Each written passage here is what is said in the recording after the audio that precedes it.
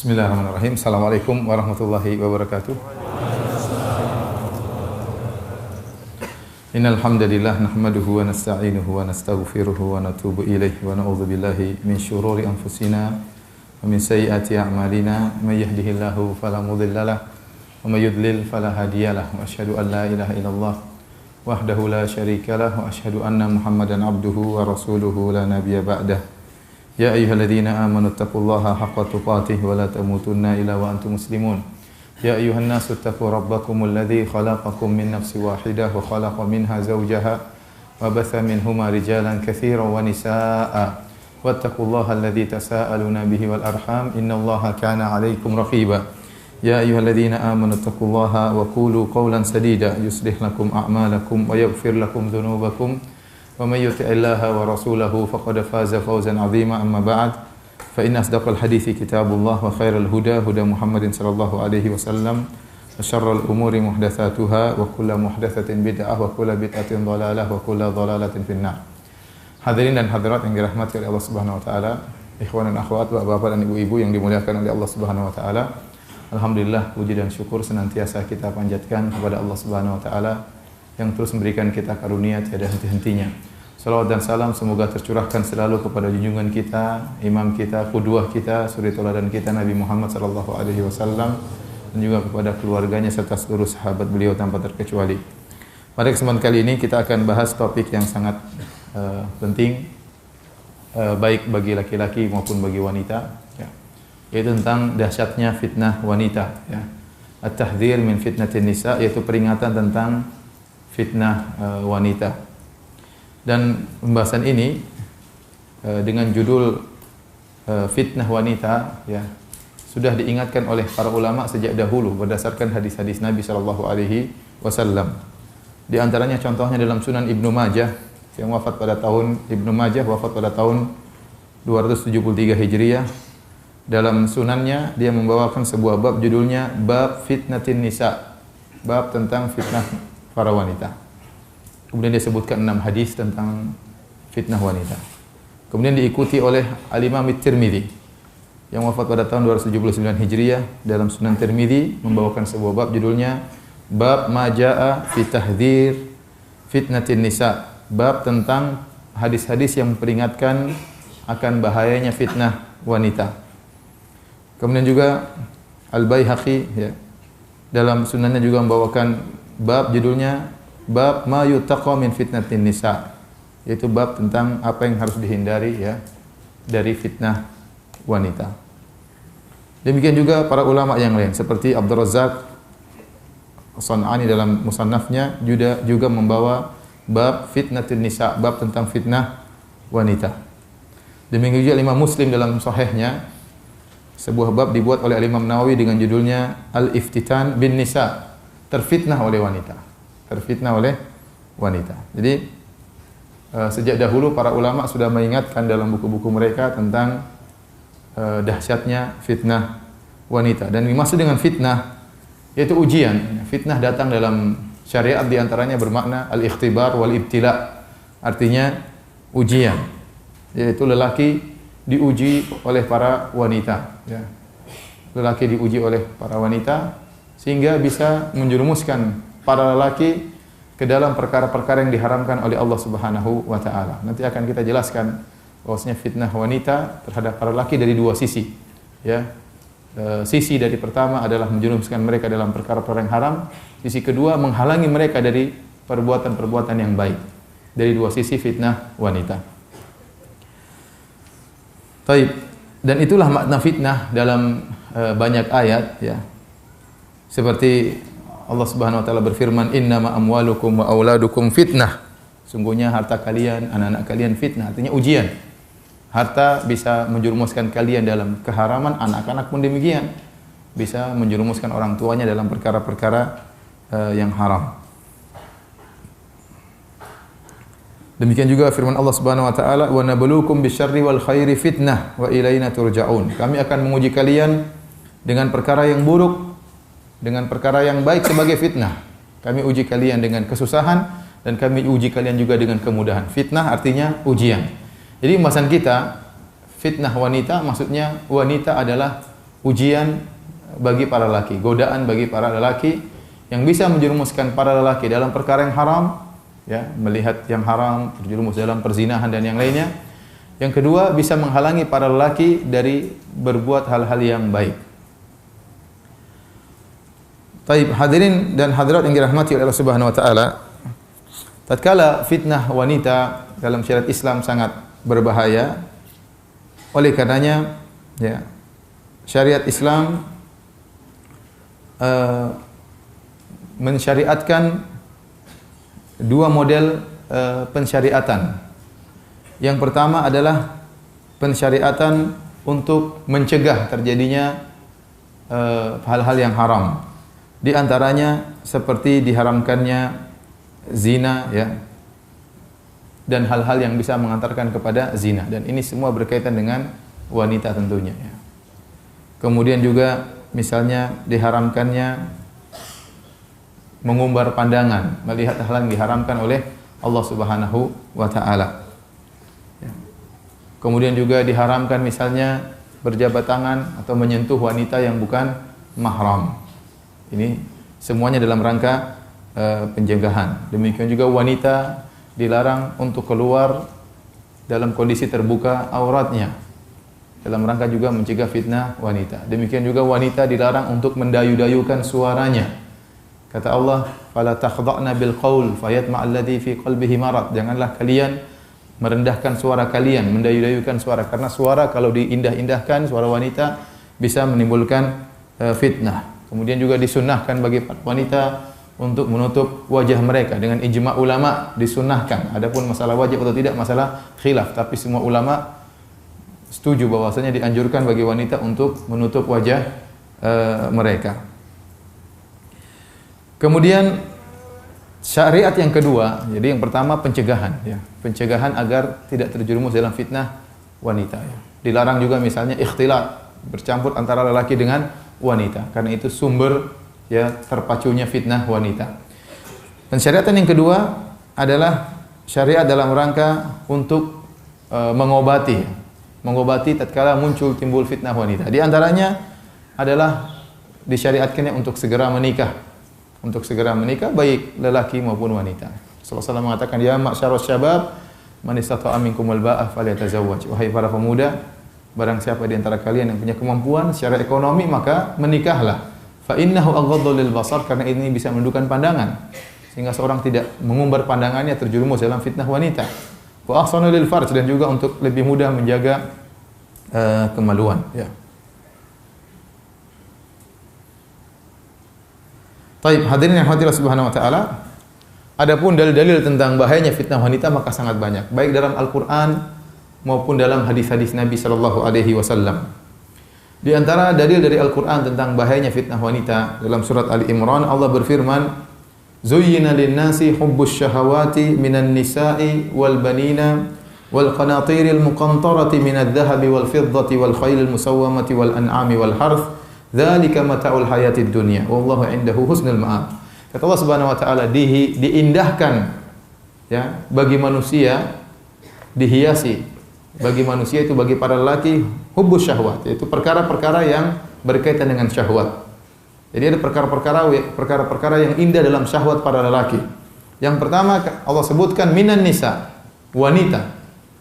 Kemudian wal banin, kemudian anak-anak.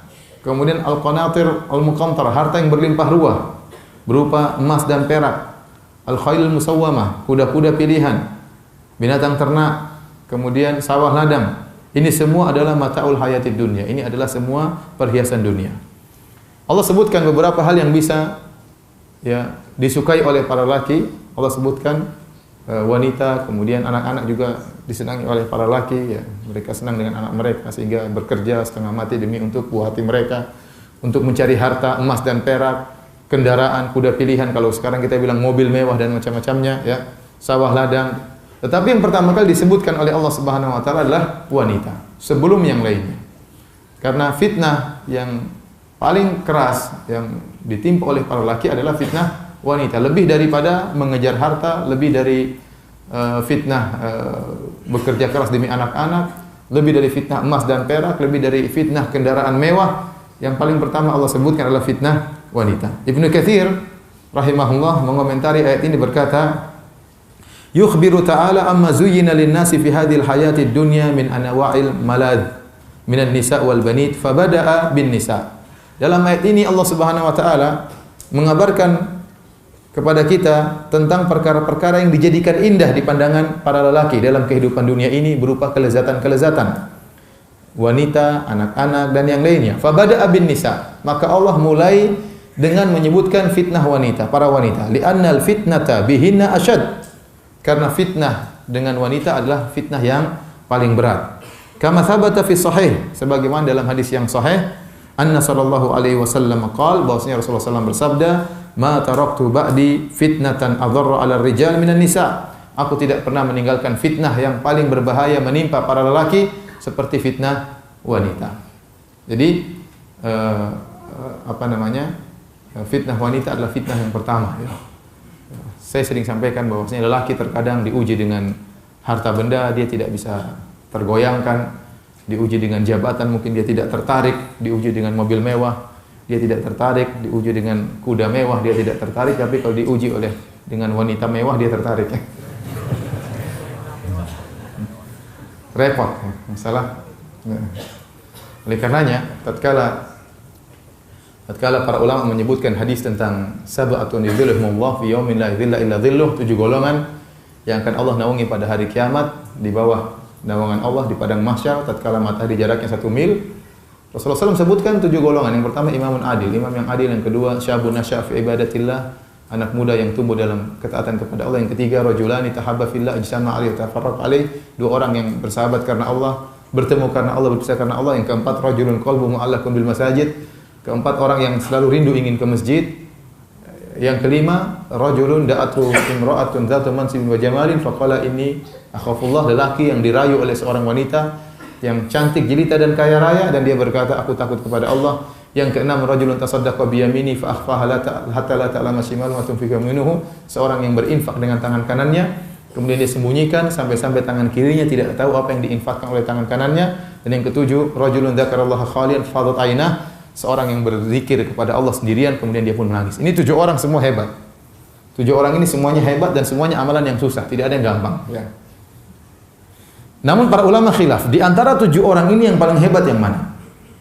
Sebagian ulama berpendapat yang paling hebat adalah yang pertama, imamun adil. Imam yang adil adalah lelaki yang paling hebat di antara 7 orang ini. Kenapa? Karena ujiannya yang paling berat. Namanya seorang pemimpin, dia lebih cenderung bisa mendolimi bawahannya dan dia bisa cenderung untuk mengambil harta untuk dia ambil sendiri untuk demi kepentingan pribadinya. Tetapi ternyata dia adil.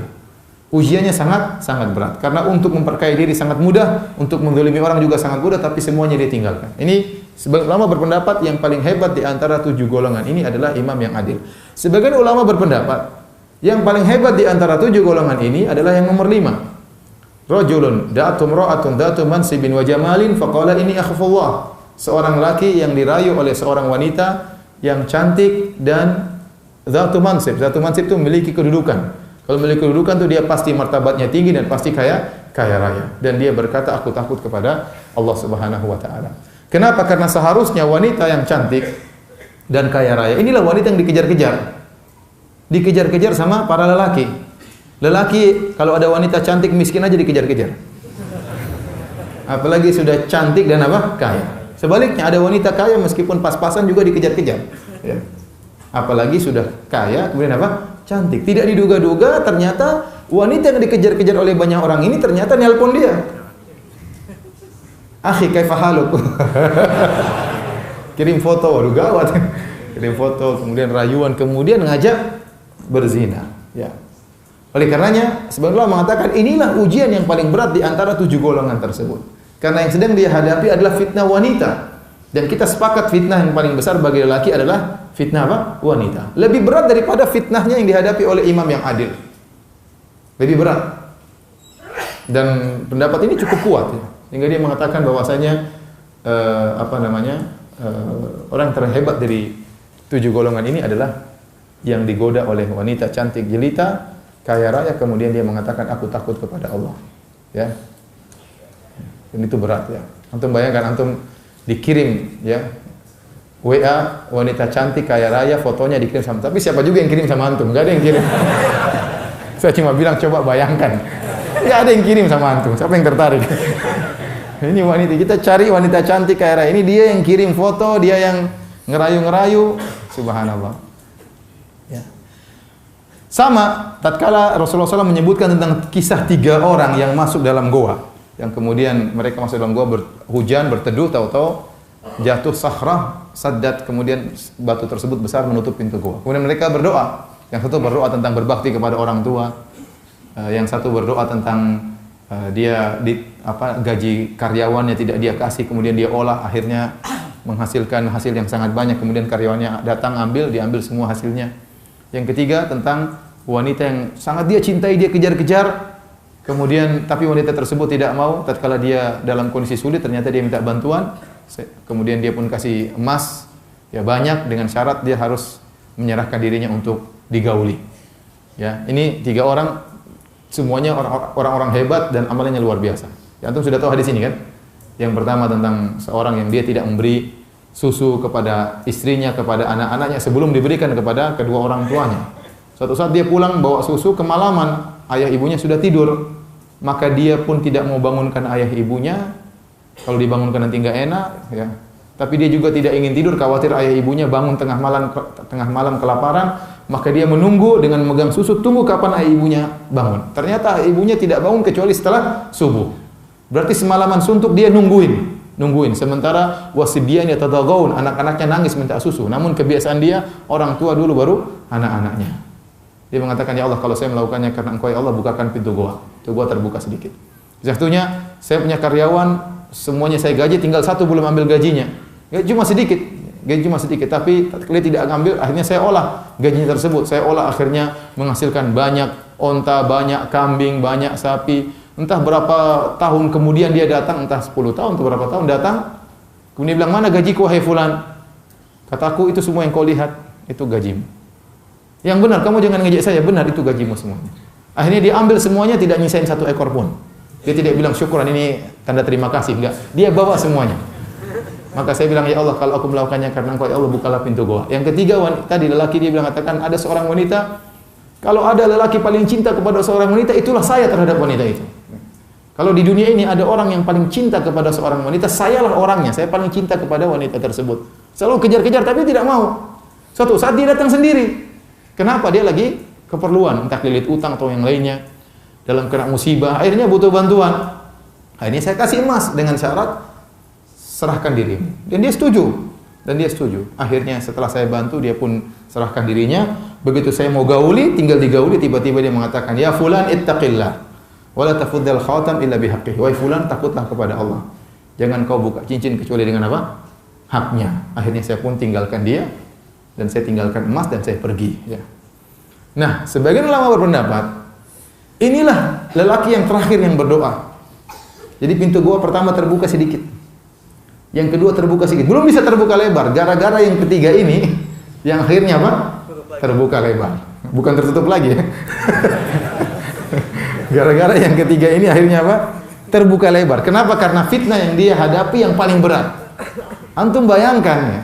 Nggak usah bayangkan lah. Artinya ada perempuan yang sangat antum cintai, antum kejar-kejar, kemudian dia sudah serahkan diri, dan antum sudah tinggal gauli. Kalau tinggal gauli itu berarti apa? Berarti syahwat sudah bergelora, dan itu susah. Kata ulama, kalau syahwat masih di awal, seorang masih bisa selamat. Pandangan tertarik, balik pandangan, bisa selamat. Tapi kalau sudah bergelora syahwat, itu nggak mungkin selamat. Lihatlah bagaimana para wanita yang melihat ketampanan Nabi Yusuf. Begitu bergerak syahwat mereka, kata Allah, wa qata'na aydiyahunna. Mereka potong-potong tangan mereka tanpa mereka sadari. Kenapa? Syahwat sudah bergelora. Jadi kalau antum sudah terjebak, syahwat antum sudah bergelora, mustahil antum selamat, susah, kecuali Allah selamatkan. Jadi kalau awal-awal masih bisa. Begitu lihat tertarik sudah selamat tinggal. Istri lupa, anak-anak lupa. Bahaya. Ya, dalil lupa, hadis lupa, ustadz lupa. Karena syahwat sudah bergelora. Makanya lelaki ini yang paling hebat ya. Sebagian ulama mengatakan gara-gara doanya yang terakhir inilah akhirnya pintu goa akhirnya apa? Terbuka. Karena dia yang paling berat. Bayangkan sudah tinggal digauli, tahu-tahu wanita tersebut mengatakan ittaqillah. bertakwalah kepada Allah. Ngomongnya sekarang, enggak dari awal. Akhirnya dia pun tinggalkan karena Allah. Dia mengatakan, Allah kalau saya melakukannya karena Engkau ya Allah, bukalah pintu gua. Ini pintu gua terbuka. Maka mereka pun keluar dari pintu gua. Ya. Jadi fitnah wanita adalah fitnah yang paling berat. Cukuplah hadis ini. Ini nas dari Nabi SAW sangat tegas. Ma taraktu ba'di fitnatan adarra 'ala rijal minan nisa. Aku tidak pernah meninggalkan setelahku fitnah yang paling berbahaya bagi lelaki seperti fitnah wanita. Ini fitnah paling berbahaya. Baik, hadirin yang Allah Subhanahu wa taala, berkata Al-Hasan Al-Basri rahimahullahu taala tatkala menafsirkan surat Al-Imran tadi, zuyina lin-nasi hubbus syahwat, dijadikan indah di pandangan para lelaki syahwat. Yang pertama adalah minan nisa, adalah wanita. Kata beliau menafsirkan zuyina ay zayyana lahumus syaitan. Itu syaitan yang menghiasi. Syaitan yang menghiasi sehingga wanita itu fitnah yang paling luar biasa, bahkan yang pertama kali nomor satu fitnah dibandingkan fitnah harta, dibandingkan fitnah yang lainnya, ya. Yang pertama adalah wanita.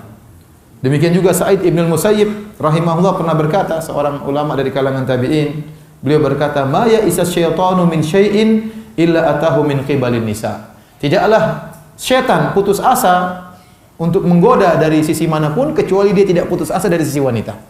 Kalau dia goda laki-laki dari sisi harta tidak mempan. Dia goda dari sisi jabatan tidak mempan, ya. Dari sisi apapun tidak mempan, maka akan digoda dari sisi apa? Wanita.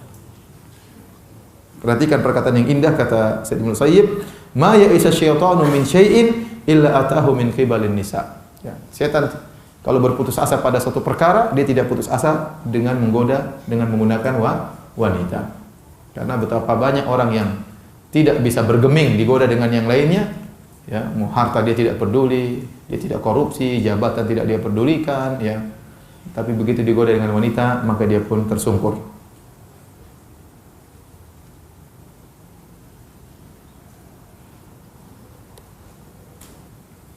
Baik. Ayat berikutnya yang menjelaskan tentang bahaya fitnah wanita adalah dalam surat An-Nur, di mana Allah Subhanahu wa taala memerintahkan kita untuk menundukkan pandangan. Tidak lain karena bahayanya fitnah wanita. Dan di akhir ayat tersebut jadi dibuka dengan kullil mu'minina yaghuddu min absarihim. Kata Allah, katakanlah kepada orang beriman untuk menundukkan pandangan mereka. Wa yahfadhu furujahum, dan untuk menjaga kemaluan mereka. Dzalika azka lahum, ini lebih suci bagi mereka. Innallaha khabirum bima yasnaun. Sungguhnya Allah Maha mengetahui apa yang mereka lakukan. Di akhir ayat kata Allah, wa tubu ilallahi jami'an ayyuhal mu'minuna la'allakum tuflihun. Hendaknya kalian orang beriman bertobat kepada Allah seluruhnya, semoga kalian beruntung. Kata Syekh Muhammad bin Shalih Al-Utsaimin rahimahullahu taala, ayat ini dibuka dengan larangan mengumbar pandangan, ditutup dengan perintah bertobat. Ini dalil bahwasanya seorang harus bertobat dari pandangan yang dia umbar. Jadi mengumbar pandangan itu dosa yang Allah suruh kita untuk bertobat darinya. Makanya Allah mengatakan, ya'lamu kha'inatal a'yun wa ma tukhfis sudur. Allah mengetahui pengkhianatan lirikan pandangan dan apa yang disembunyikan oleh dada manusia. Sementara sekarang kenyataan yang ada, begitu banyaknya aurat wanita yang terumbar sehingga pandangan kita sudah biasa. Dan kita tidak istighfar dari menundukkan, dari mengumbar pandangan. Karena terlalu sering kita terjerumus dalam maksiat ini. Ya. Terlalu sering. Ya. Padahal Allah menyuruh kita untuk bertobat dari mengumbar pandangan. Ya. Sekarang susah kita menundukkan pandangan. Ya, makanya saya sering sampaikan, kalau orang berbicara tentang karomah para wali, saya mengatakan karomah orang sekarang kalau ada anak muda tundukkan pandangan itu karomah. Ya. Itu karomahnya. Sama, kalau ada anak muda 5 waktu di masjid terus, tidak ketinggalan takbiratul ihram, itu karomah. Ya, kita tidak butuh karomah bisa terbang. Ngapain bisa terbang? Tidak ada dalilnya. Siapa yang bisa terbang masuk surga? Nggak ada. Tapi yang hebat, ada orang bisa tundukkan pandangan di zaman sekarang ini. Namun siapa yang bisa? Di HP-nya aja banyak fitnah, ya. Di Facebook, di Twitter, ya. Repot. Ya. Bagaimana nggak fitnah? Sedangkan Facebook saja kalau dia ada yang minta jadi teman, dia pilih-pilih dulu.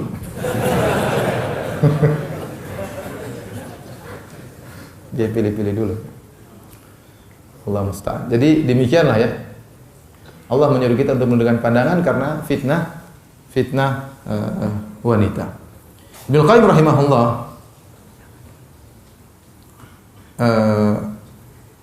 menjelaskan tentang masalah pandangan dan masalah fitnah kemaluan. Jadi fitnah kemaluan dimulai dengan fitnah pandangan. Ya. Kata Ibnu Qayyim, wa hifdzuha aslu hifdzil farj. Menjaga pandangan adalah asal pokok dari menjaga kemaluan. Siapa yang bisa menjaga pandangannya, dia bisa menjaga kemaluannya. Faman atlaqa basarahu awradahu mawaridal halakat. Barang siapa yang mengumbar pandangannya, melepaskan pandangannya, akan mengantarkan dia kepada sumber-sumber kehancuran. Wan nadhar aslu amatil hawadits allati tusibul insan. Dan pandangan adalah pokok dari segala bencana yang menimpa seorang manusia. Fa inna an-nadhrata tuwallidu khatirah. Karena pandangan setelah memandang menghasilkan pikiran. Thumma yaitu besitan di pikiran, mandang terbesit. Thumma tuwallidul khatirah fikrah. Setelah terbesit akhirnya memikirkan, merenungkan. Thumma tuwallidul fikratu syahwatan. Setelah merenungkan timbul syahwat. Thumma tuwallidu syahwatu iradatan. Setelah timbul syahwat akhirnya kepingin. Thumma taqwa fatasiru azimatan. Setelah kepingin semakin kuat nekat. Bukan nekat, azimah, semakin mantap untuk melakukan. Azimatan jazimatan. Akhirnya menimbulkan tekad. Jadi tadinya niat sekarang menjadi tekad yang kuat. Fayaqaul fi'lu wala budda. Kalau sudah timbul tekad yang kuat pasti terjadi. Ma'lam yamna' minhu mani, kecuali ada yang menghalangi. Ya. Wa fi hadza qila, dalam hal ini dikatakan as-sabru ala ghaddit tarfi aisaru min as-sabri ala alamin ba'dahu. Bersabar ya untuk menundukkan pandangan itu lebih mudah daripada bersabar akibat yang muncul kalau melepaskan pandangan. Jadi demikian ya. Menjaga pandangan itu mudah. Misalnya lihat cewek, astagfirullah, selesai. Belum ada apa-apa, ya. Belum ada apa-apa. Saya kira, alhamdulillah. Dibesarin ini. Lihat, sudah jadi terbetik, sudah bukan terbetik lagi, mikir, renungkan, udah bayangkan, udah macam-macam. Kalau cuma lihat pertama kan makanya disuruh kita tundukkan pandangan. Kata Nabi SAW, lakal ula wa laysat lakas tsaniyah. Bagimu pandangan pertama dan haram bagimu pandangan kedua. Waktu Fadl Ibn Abbas radhiyallahu anhu berhaji bersama Nabi SAW, tiba-tiba dia melihat seorang wanita yang cantik tatkala sedang berhaji. Maka Rasulullah SAW memegang kepalanya, dibalik kepalanya oleh Nabi SAW. Ya. Ya. Karena pandangan pertama masih ringan. Kalau Anda berhasil menundukkan pandangan, pasti ada tersisa, tapi cepat hilang. Ya, cepat hilang. Tapi kalau Anda sudah mulai melihat, melirik, apalagi melotot, sudah selesai. Pasti akan jadi terbesik, kemudian terbetik, kemudian jadi pikiran, jadi perenungan, dari perenungan terus keinginan terus syahwat akhirnya tekad akhirnya nekat. Nah, sebagaimana penjelasan Ibnu Qayyim. Kalau sudah sampai Anda merenungkan sudah susah untuk menundukkan lagi, sudah terlanjur. Kuncinya yang pertama, mau lanjutkan atau tidak. Kalau melanjutkan sudah Anda akan terjebak. Kalau sejak awal Anda sudah palingkan sudah selesai. Mudah bagi Anda untuk menghindar. Makanya saya katakan tadi, syahwat untuk di awal kali insya Allah semua lelaki bisa menghindar. Tetapi kalau dia teruskan, dia tidak akan bisa menghindar. Setan akan bisiki dia, lihat lagi. Tadi belum jelas. Belum jelas. Ayo ngeliat lagi kedua kali, tiga kali, selesai.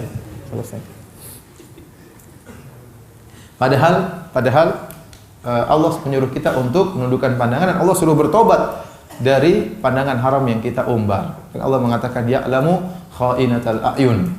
Allah mengetahui ya, pengkhianatan lirikan mata. Setiap yang kita lihat dicatat oleh Allah Subhanahu wa taala, dicatat oleh malaikat dan pasti akan diungkapkan oleh Allah pada hari kiamat kalau kita tidak bertobat kepada Allah Subhanahu wa taala. Makanya di akhir ayat kata Allah Subhanahu wa taala, "Innallaha khabirum bima yasna'un." Kata Allah, "Qul lil mu'minina yaghuddu absarahum." katakanlah kepada kaum mukminin yaghuddu min absarihim agar mereka menundukkan pandangan mereka. Di akhir ayat, innallaha khabirum bima yasnaun, sungguhnya Allah mengetahui apa yang mereka lakukan. Dan kalimat khabir, ya, sebagian ulama mengatakan khabir itu diungkapkan oleh Allah pada perkara-perkara yang pelik, yang terkadang tidak diketahui oleh orang lain. Dan benar, seorang tatkala mengumbar pandangannya, mungkin ngelirik cewek, ngelirik siapa, mungkin teman duduknya nggak tahu, tapi Allah tahu. Allah tahu, ngelirik, cantik juga ya. Dalam hati Allah tahu, Allah catat lirikannya, Allah catat kata hatinya, ya. Jadi seorang berusaha minta tolong kepada Allah agar dimudahkan menundukkan pandangan. Dan zaman sekarang sangat sulit, ya, sangat sulit menundukkan pandangannya. Berat, ya.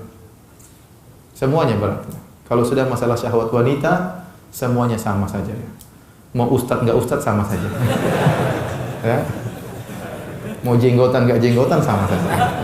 Berat, ya, berat. Kemudian di antara ayat yang menunjukkan bahaya fitnah wanita dalam surat At-Taubah, Allah Subhanahu wa taala menjelaskan tatkala Rasulullah SAW memerintahkan para sahabat untuk berperang dalam perang Tabuk. Perang Tabuk itu adalah perang di daerah Tabuk yang jaraknya sekitar 750 km, 800 km dari kota Madinah. Dan itu musim panas. Dan di sana musuh sangat banyak, dan musuh yang akan dihadapi adalah orang-orang Romawi. Orang Romawi itu orang bule. Orang apa? Orang bule. Pirang, berambut pirang, cantik jelita. Kata Allah Subhanahu wa taala, "Wa minhum may yaqulu dhalli wa la taftinni. Ala fil fitnati saqatu wa inna jahannama la muhitatun bil kafirin." Allah menceritakan tentang orang-orang munafik yang tidak mau perang. Mereka menyebutkan dalil-dalil supaya tidak bisa ikut perang. Di antaranya kata Allah, "Wa minhum may yaqulu dhalli wa minhum may yaqulu dhalli wa la taftinni." Di antara orang munafik ada yang berkata, "Ya Rasulullah, izinkanlah aku untuk tidak ikut perang. Wala taftinni, jangan kau buat aku terfitnah." Maksudnya apa?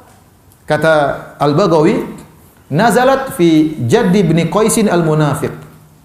Ayat ini turun kepada seorang munafik yang bernama Jadd bin Qais. Ya, kenapa tatkala Nabi SAW menyuruh untuk perang Tabuk, ya, untuk melawan orang-orang Romawi, orang-orang bule, ya, maka dia berkata, "Ya Rasulullah, laqad arafa qaumi anni rajulun mughramun bin nisa." Ya Rasulullah, kaumku sudah tahu saya ini laki yang paling tidak sabar dengan wanita. Saya ini gila wanita. Ya. Bukan cuma kamu saja. Kata dia, "Anni mughramun bin nisa." Saya ini laki yang gila terhadap para wanita. "Wa inni akhsha in ra'aitu banati banil asfar la an la asbir alaihinna." Saya takut kalau saya pergi ke Tabuk nanti lihat cewek-cewek pirang-pirang bule-bule, saya tidak sabar ya Rasulullah. Saya takut terfitnah dengan wanita-wanita Romawi yang putih-putih. "Idzan li fil qu'ud wa la taftinni bihinna wa inuka bimali." Kalau gitu izinkan saya tidak bisa ikut perang. Jangan kau buat aku terfitnah dengan wanita-wanita tersebut, ya, dan aku akan bantu engkau dengan hartaku. Maka kata Nabi SAW, "Adzintu laka," saya izinkan, subhanallah. Jadi dia beralasan takut terfitnah sama wanita. Dan Nabi tahu fitnah wanita itu bahaya. Maka Nabi menganggap ini uzur yang besar. Dia tidak bilang saya sakit kakiku pincang, enggak. Cuma bilang apa? Saya takut terfitnah wanita. Kata Nabi, "Sudah kalau gitu jangan pergi." Akhirnya Allah bongkar, kata Allah itu hanya kebohongan. Hanya kebohongan. Tapi maksud saya, di sini dia berdalil, beralasan supaya tidak ikut perang, alasannya takut terfitnah dengan apa? Wanita. Nabi terima enggak alasannya? Nabi terima. Karena Nabi tahu fitnah wanita itu berat. Nabi tidak ingin dia terfitnah dengan wanita. Ya. Ya. Jadi dia tidak berani pergi ke Romawi gara-gara takut fitnah apa? Wanita, ya. Padahal dia tidak mau ikut karena kemunafikan. Makanya Allah membantah setelah itu, kata Allah Subhanahu wa taala, "Ala fil fitnati saqatu." Mereka orang munafik telah terjerumus dalam fitnah, masih dalam kesyirikan, dalam kekufuran. "Wa inna jahannama la muhitatun bil kafirin." Dan neraka jahanam akan meliputi orang-orang kafir, di antaranya Jadd bin Qais ini yang berdalih untuk meninggalkan perang gara-gara takut fitnah wanita. Baik, di antara ayat yang menjelaskan tentang fitnah wanita dalam surat Al-A'raf, kata Allah Subhanahu wa taala, "Ya bani Adam, la yaftinannakumus syaitanu kama akhraja abawaykum minal jannah, yanzi'u anhuma libasahuma liyuriyahuma sawatihima. Innahu yarakum huwa qabiluhu min haitsu la tarawnahum." Kata Allah Subhanahu wa taala, "Wahai anak-anak Adam, jangan sampai kalian terfitnah oleh syaitan. Sebagaimana syaitan telah berhasil mengeluarkan kedua orang tua kalian dari surga, yaitu Adam dan Hawa. Yanzi'u anhuma libasahuma liyuriyahuma sawatihima. Syaitan telah berhasil melepas pakaian mereka berdua untuk memperlihatkan kepada mereka aurat mereka. Innahu yarakum huwa qabiluhu min haitsu la tarawnahum. Sungguhnya syaitan dan pengikutnya melihat kalian dari sisi kalian tidak bisa melihat mereka. Di sini kalau antum baca buku tafsir, Allah mengingatkan kepada Bani Adam tentang musuh yang dari dulu sudah ada, itu syaitan. Dan permusuhan antara syaitan dengan manusia sejak dahulu, sejak zaman Nabi Adam alaihissalam. Dan syaitan sudah berhasil mengeluarkan Adam dan Hawa ya, dari surga. Dan di antara tujuan syaitan, kata Allah, yanzi'u anhuma libasahuma liyuriyahuma sawatihima. Syaitan ingin melepas pakaian Adam dan Hawa untuk menunjukkan, menampakkan aurat mereka. Jadi antara tujuan setan adalah membuka aurat wanita. Di antara tujuan setan adalah membuka aurat wanita. Dan itu yang terjadi zaman sekarang. Wanita membuka auratnya sedikit demi sedikit, kelihatannya ini, kelihatan kelihatan akhirnya. Sampai sekarang akhirnya timbul ya cara berpikir orang yang ya terbuka auratnya sedikit-sedikit, makin orang yang mutahadzirah, yaitu wanita yang modern. Adapun wanita yang tutupan sana sini adalah imra'atun mutakhallifah, perempuan yang mundur, tidak ngerti, ketinggalan zaman. Dan itu yang terjadi. Itu yang terjadi di zaman sekarang. Orang pakai jilbab kuno, enggak ngerti kemajuan, tidak pandai bergaul. Setan mengisi demikian sehingga orang akhirnya buka aurat sana, buka aurat sini ya. Bahwasanya kehidupan Eropa itu kehidupan yang maju. Ya, mereka hidup dengan terbuka aurat mereka, diikuti oleh wanita-wanita muslimah ya. Terbuka ini dan tersingkap ini dan itunya ya. Waliyadzubillah ya. Jadi program syaitan berhasil ya. Padahal kita tahu namanya telanjang itu adalah primitif, itu tidak ya. Kalau orang-orang barat bilang dahulu manusia berasal dari monyet. Monyet dulu nggak pakai baju kan? Jangankan celana dalam aja nggak pakai, apalagi baju. Nggak ada yang dipakai sama monyet. Kemudian mulai pinter, mulai pakai celana dalam, mulai pakai ini, mulai pakai celana, baju belum nih, belakangan baju. Apalagi kaos dalam, belakangan. Kemudian nanti sudah pinter jadi manusia, mulai ganteng baru pakai baju. Ini dalil bahwasanya telanjang itu primitif. Sedangkan menutup aurat adalah kemodernisasi. Sekarang mau dibalik telanjang itu kemajuan. Sementara pakai jilbab ya, itu adalah primitif. Namun propaganda ini laris. Ya, alhamdulillah, makanya kita harus dakwah, harus menyampaikan ilmu ya di tengah-tengah ya apa namanya gelora syahwat sekarang luar biasa ya, luar biasa. Oleh karenanya hati-hati ya. Wanita sekarang juga pakai jilbab modern, maksudnya apa? Jilbab yang ketat ya. Ini enggak benar juga. Jadi ingin digambarkan kepada wanita bahwasanya tertutup itu adalah primitif, padahal tidak benar. Justru tertutup itulah modern dan keterbukaan itulah yang apa? Primitif ya. Ya sudah cerita tentang apa? Teman saya yang pernah melamar kerja, akhirnya dia masukkan lamarannya, diterima. Setelah diterima dipanggil oleh ownernya mengirim seorang wanita untuk wawancara dia. Wanita ini tatkala wawancara teman saya kelihatan sedikit buah dadanya. Ya, entah sedikit banyak saya kurang tahu. Pokoknya kelihatan sebagian. Kemudian kelihatan roknya di atas mata lutut ya. Bukan di atas mata kaki ya. Kemudian dia pun tanya sama teman saya, dia bilang secara umum bos sudah setuju. Cuma saya ingin tahu, Bapak ini Islamnya Islam apa? Kok jenggotan, kemudian cingkrangan, ini Islam apa, Pak? Nah, teman saya emosi. Ibunya yang Islamnya mana? Mana dalam Al-Quran, lihatkanlah buah dadamu. Lihatkanlah pahamu. Dalam Al-Quran di mana, Bu? Enggak ada ibu ini Islamnya apa? Ya, emosi, akhirnya enggak diterima. Jadi orang yang berjilbab rapi dituduh Islamnya Islam apa? Buka-bukaan enggak ngerti Islam ngawur. Jadi begitulah ya, propaganda setan berhasil. Karena di antara tujuan setan adalah terbuka aurat.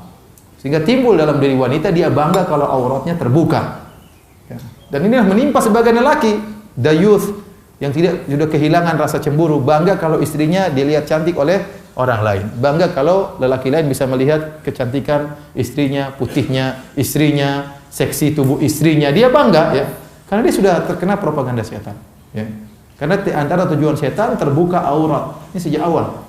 Ya. Yanzi'u anhuma libasahuma liyuriyahuma sawatihima.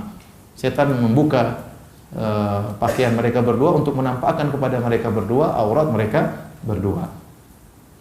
Baik. Kita sudah selesai dari ayat-ayat, sekarang kita baca hadis-hadis yang berkaitan dengan masalah ini tentang fitnah wanita. Hadis pertama tadi sudah kita singgung. Ya, ma taraktu ba'di fitnatan adarra 'ala rijal minan nisa. Aku tidak pernah meninggalkan fitnah yang paling berbahaya bagi laki-laki seperti fitnah wanita. Ini nas tegas bahwasanya fitnah paling besar bagi laki adalah fitnah apa? Wanita. Melebihi fitnah yang lain, fitnah kedudukan, fitnah harta, fitnah mobil mewah, ya, fitnah sawah ladang, fitnah emas dan perak, itu semua belakangan. Yang paling pertama adalah fitnah wanita, ya. Ini fitnah yang paling besar. Kemudian juga Rasulullah SAW bersabda, ya,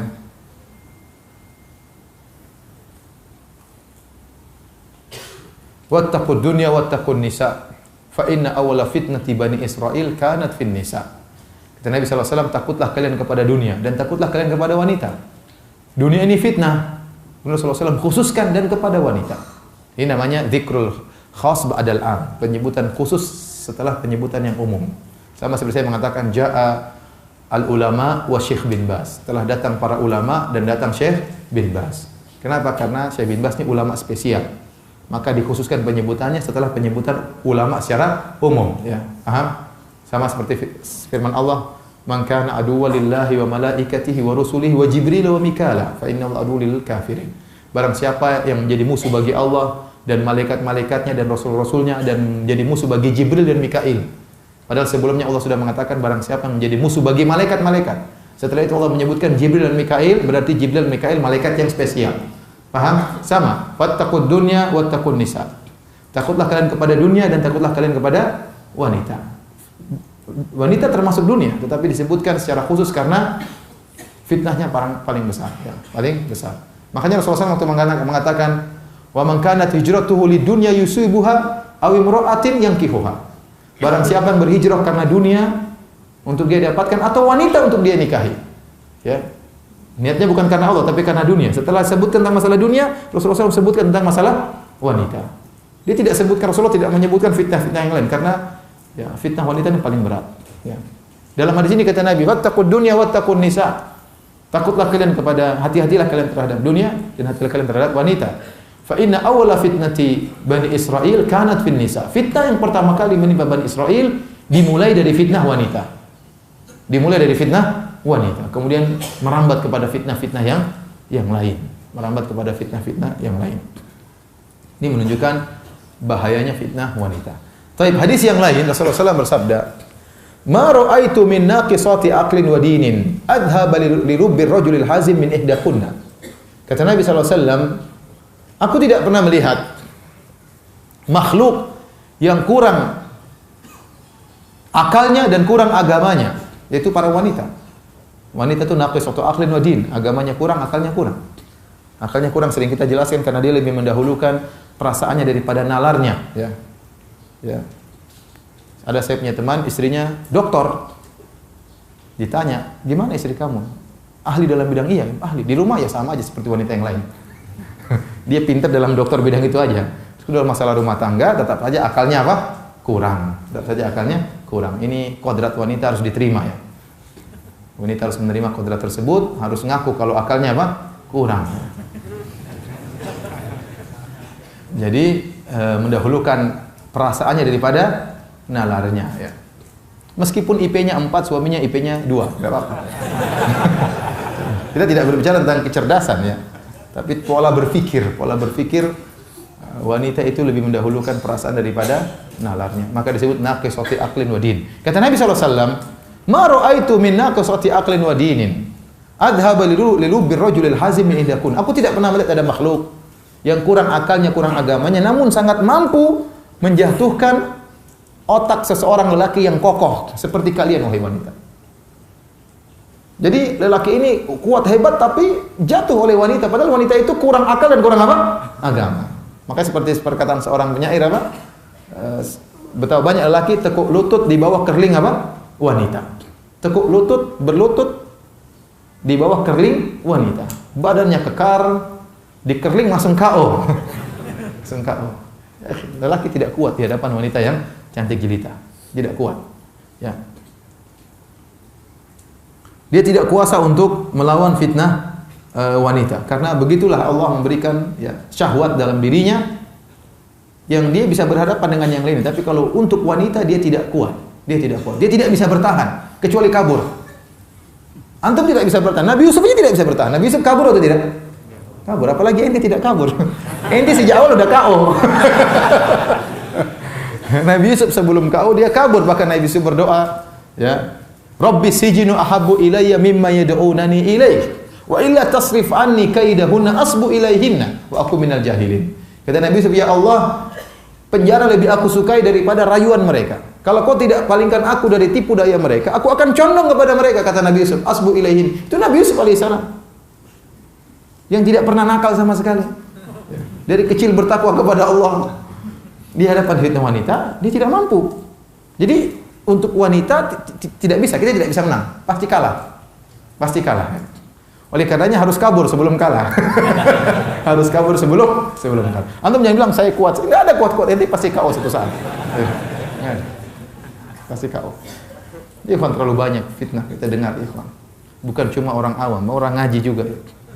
Banyak fitnah. Mau hafal Quran, enggak hafal Quran terfitnah, sama saja. Karena antum bayangkan Nabi Yusuf saja kabur, apalagi saya sudah hafal Quran, enggak ada hubungannya. Yang saya sudah panjang, enggak ada hubungannya. Lulusan Madinah, enggak ada hubungannya. Nggak ada hubungannya, fitnah wanita lain.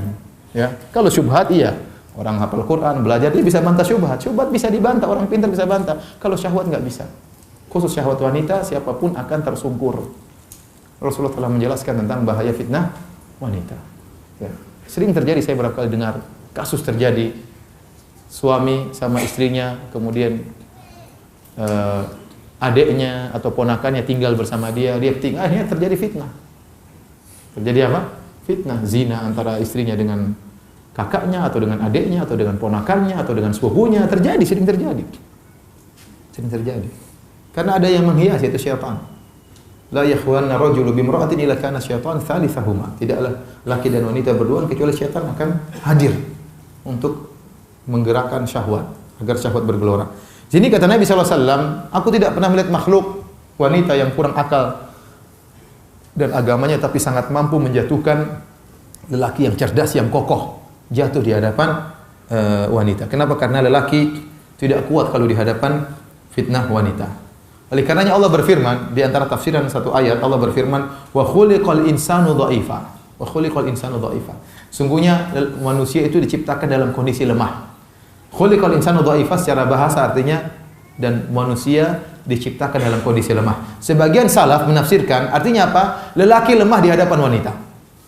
Lelaki lemah di hadapan wanita. Saya bacakan perkataan Sufyan Ats-Tsauri. Beliau berkata, perhatikan, perkataan yang sangat indah.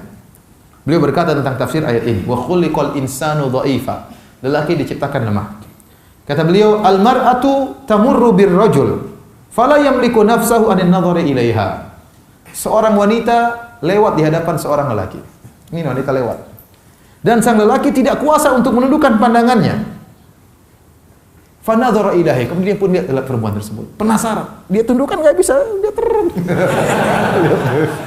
Nggak kuasa, dia nggak kuat untuk menundukkan pandangan. Kuat. Akhirnya dia lihat.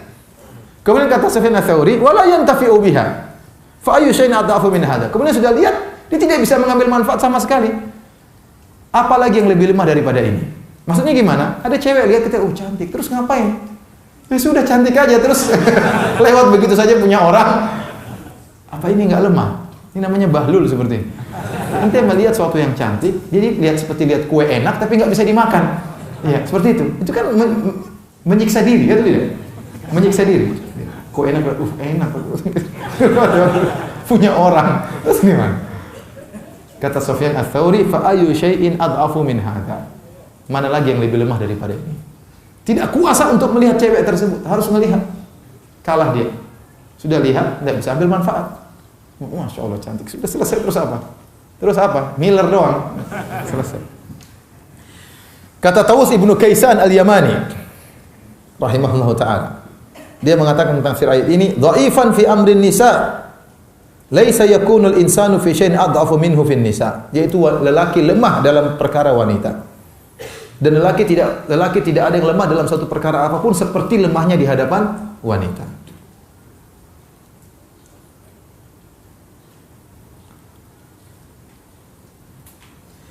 Yusuf bin Asbat rahimahullahu taala pernah berkata, "Lau tamanani rajulun," ini orang-orang soleh yang berbicara ya.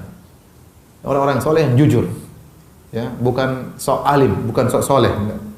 "Lau tamanani rajulun ala baiti malin la dhanantu anni an uaddiya ilaihi al-amanah." Seandainya ada orang mengamanahkan aku untuk menjaga gudang harta, ya, saya rasa saya bisa kembalikan amanah tersebut. Waliwa tamanani ala zinjiyatin an akhluwa ma'aha sa'atan wahidatan ma tamantu nafsi 'alaiha. Tapi kalau saya diserahkan untuk menjaga seorang wanita, zanjiyah itu seorang wanita dari Sudan, itu berkulit hitam. Saya berdoa dengan dia, saya merasa tidak aman. Jangankan kulit putih, ini kulit hitam, berdua di kamar disuruh nunggu seminggu, saya merasa tidak aman. Apalagi yang berkulit apa? Putih misalnya. Ya, kalau masalah harta saya bisa. Tapi suruh berduaan dengan wanita, ini yang bicara orang soleh. Saya tidak merasa bisa aman, bisa menunaikan amanah tersebut. Ya, karena setan hadir, dan setan bisa menggoda kapan saja. Ya.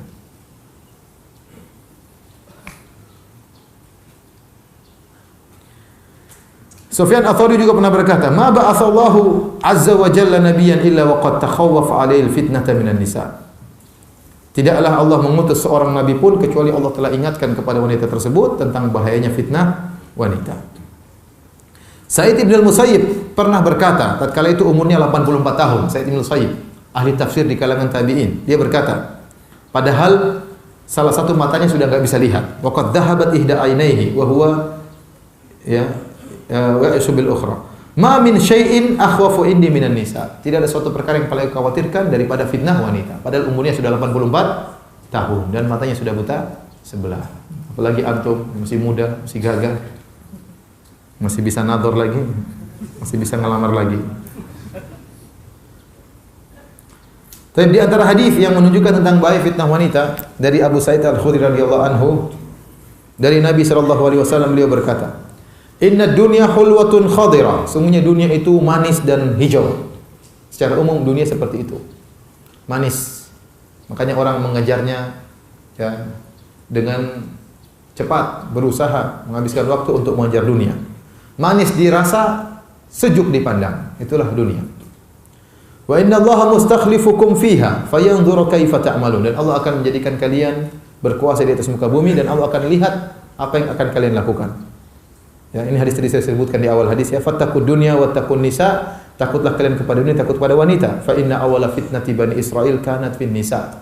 Sungguhnya fitnah yang pertama kali menimpa Bani Israil adalah wanita.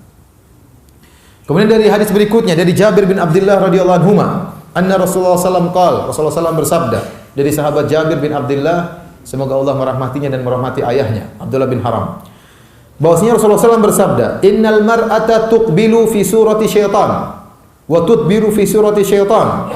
Sungguhnya wanita itu datang dalam bentuk syaitan dan balik dalam bentuk apa? Syaitan. Ngeri dong Ustaz. Oh, enggak ngeri, justru indah makanya. Maksudnya syaitan menghiasi. Dia datang dari jauh dihiasi. Ini kita berbicara wanita berjilbab, ya.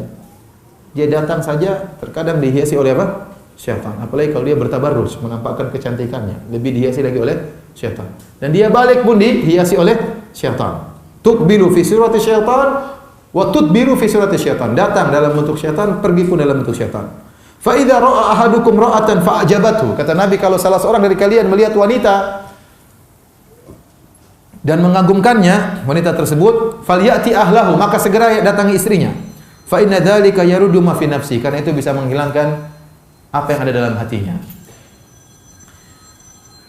Hadis ini, ya ikhwan, hadis ini Nabi berbicara 1400 tahun yang lalu. Nabi berkata kepada para sahabat, sungguhnya wanita itu datang dalam bentuk syaitan dan pergi dalam bentuk syaitan. Artinya menggoda. Ya. Maka kalau kalian melihat seorang wanita, kalian tertarik, segera datangi istri. Itu di zaman Nabi tatkala banyak orang pakai jilbab. Wah, wanita-wanita pakai jilbab, pakai cadar. Kata Nabi, kalau kalian lihat seorang wanita, kalian tertarik, segera datang istrinya. Karena hal itu bisa menghilangkan apa yang ada di hatinya. Mungkin tergerak syahwatnya, maka dia bisa lampiaskan sama istrinya. Apalagi zaman sekarang, ya. Di mana sudah terbuka. Ya.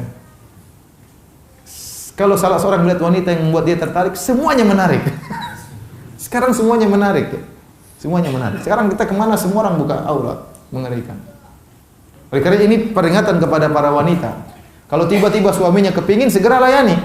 Karena suaminya baru melihat suatu pemandangan indah. Harus segera dia layani. Untuk menghilangkan apa yang ada dalam jiwanya. Ya, kalau syahwatnya tidak tersalurkan, jadi penyakit. Jadi penyakit. Tidak tersalurkan, jadi penyakit, mikir macam-macam. Ya, jadi penyaluran yang tidak jelas, yang haram nantinya. Maka segera kalau suaminya tiba-tiba datang, segera layani. Rasulullah yang suruh. Rasulullah SAW yang suruh. Fa'idha ra'a ahadukum rama'at imra'atan fa'ajabathu, kalau salah seorang kalian melihat wanita kemudian membuat dia tertarik, falyati ahlahu, makanannya datang istrinya. Berarti langsung fa di situ menunjukkan segera. Dalam bahasa Arab fa itu menunjukkan apa? Segera, menunjukkan ta'qib bila tarahi, yaitu menunjukkan urutan tapi tanpa ada jarak waktu, segera. Ini menunjukkan kita harus segera menghilangkan penyakit dalam hati kita tersebut. Melihat cewek cantik, segera datangi istri. Menunda-nunda lagi kapan ya? Segera. Dan istri harus siap segera melayani, membantu suaminya menjalankan hadis ini. Karena Nabi yang suruh untuk segera mendatangi apa? Istrinya. Ya. Untuk bayangkan sekarang seorang suami kerja di kantor, wanita-wanita yang kerja bersamanya di kantor pasti berhias dengan cantik-cantiknya. Nggak ada wanita baru bangun tidur langsung pergi ke kantor, nggak ada. Dia pasti setengah jam di depan cermin, kemudian ini rapi-rapi. Karena dia akan dipandang, dia tahu. Dia akan jadi sorotan, maka dia akan berhias dengan cantik-cantiknya. Kemudian sampai di kantor, suami kita ketemu dengan wanita-wanita seperti itu. Ya, semuanya berhias cantik-cantiknya. Nah, dia pasti tertariknya. Dia laki-laki. Dia laki-laki. Ya. Dia punya syahwat. Ya. Kalau dia pulang, ya istri berusaha untuk juga berpenampilan apa? Cantik. Ya. Jangan sampai di kantor melihat wanita, masya Allah bening-bening, kemudian cantik-cantik, ya, indah-indah, mempesona, sampai di rumah kacau balau ya. Bawa pesing, bawa bawang, gitu. Baju perang robek sana robek sini. Ya. Jangan, kasihan suami Anda. Dia ingin mengamalkan hadis ini, ya. Mengamalkan hadis ini ya. Ya. Maka ini menunjukkan fitnah wanita yang luar biasa. Tuqbilu ala surati syaitan, datang dalam bentuk syaitan, pergi, lihat dari depan seperti syaitan, lihat dari belakang juga seperti apa? Syaitan. Mengerikan. Dan wanita di seluruh tubuhnya bisa menimbulkan syahwat. Seluruh tubuhnya bisa menimbulkan apa? Syahwat. Antum laki-laki ngerti lah ya. Benar atau tidak? Ya. Kukunya aja bisa bikin syahwat. Semuanya, matanya bisa menimbulkan syahwat. Pipinya bisa menimbulkan apa? Syahwat. Bibirnya bisa menghayalkan macam-macam. Tangannya saja bisa menghayalkan apa? Semuanya bisa menimbulkan syahwat. Kakinya, betisnya, semuanya. Ya. Semuanya, bentuk tubuhnya tertutup, bentuk tubuhnya bisa menimbulkan apa? Syahwat. Makanya para ulama mengatakan baju yang syari yang gombrang, karena kalau terbentuk bisa menimbulkan apa? Syahwat. Lekukan tubuhnya bisa menimbulkan apa? Syahwat. Semuanya. Ya. Kukunya juga mungkin menimbulkan apa? Syahwat. Ya, kukunya kalau dihiaskan bisa menimbulkan syahwat. Ya. Oleh karenanya ibu-ibu harus ngerti akan hal ini. Ya. Mungkin tidak seperti ibu-ibu terhadap lelaki. Ibu-ibu mungkin syahwat tidak begitu cepat seperti lelaki melihat wanita. Ya. Penelitian menunjukkan demikian. Ya. Wanita bisa berkorban syahwatnya kalau melihat hal-hal tertentu. Tidak sekedar melihat badan, tidak sekedar melihat lengan, kemudian bergejolak syahwatnya. Lelaki tidak demikian. Laki-laki syahwat bisa bergejolak dengan sebab kecil. Ya. Oleh karena Nabi mengatakan, kalau kalian lihat seorang wanita, kalian pun tertarik, maka segera datang istri kalian. Nabi yang suruh. Pakai huruf fa lagi, falyati ahlahu, segera datang. Jangan tunda-tunda. Ya. Kalau sampai di rumah, maka istrinya harus melayani. Harus melayani. Dan sekarang untuk melihat cewek cantik tidak perlu keluar rumah. Suaminya lagi pegang HP, lihat Twitter, lihat cewek di situ, apa? Ya sudah. Datang istrinya. Istri, saya mau minta dilayani. Aduh, Pak, saya lagi zikir pagi petang. Dan ini kenyataan. Bukan saya ya, bukan saya. Jadi kenyataan. Iya, bukan saya. Istri saya mungkin lagi nonton secara langsung. Jadi ada kenyataan seperti itu. Ya, diajak bergaul, istrinya mau zikir pagi petang, 1 juz belum selesai. Oh, 1 juz itu lama, nungguin 1 juz itu lama. Apalagi bacanya pakai tartil, pakai tajwid itu aduh. Ya, Rasulullah suruh datang istrinya cepat, ya itu bisa ditunda. Itu bisa ditunda. Ya. Bisa ditunda. Baik, kita bacakan hadis berikutnya. Ini semua hadis tentang fitnah wanita. Kata Nabi SAW, al-mar'atu auratun, fa idza kharajat istashrafa syaitan. Riwayat Tirmidzi. Kata Nabi SAW, wanita itu aurat. Ini hukum asal dalil, semua wanita itu bagian tubuhnya aurat. Seperti saya menguatkan apa yang saya katakan tadi. Lelaki syahwatnya bisa tergerak dengan bagian apapun dari apa? Wanita. Kakinya bisa ini, tangannya bisa, lentik jarinya bisa, alisnya saja bisa menimbulkan apa? Syahwat, bibirnya, pipinya, hidungnya, bibirnya, apalagi dagunya ya. Jidatnya aja bisa.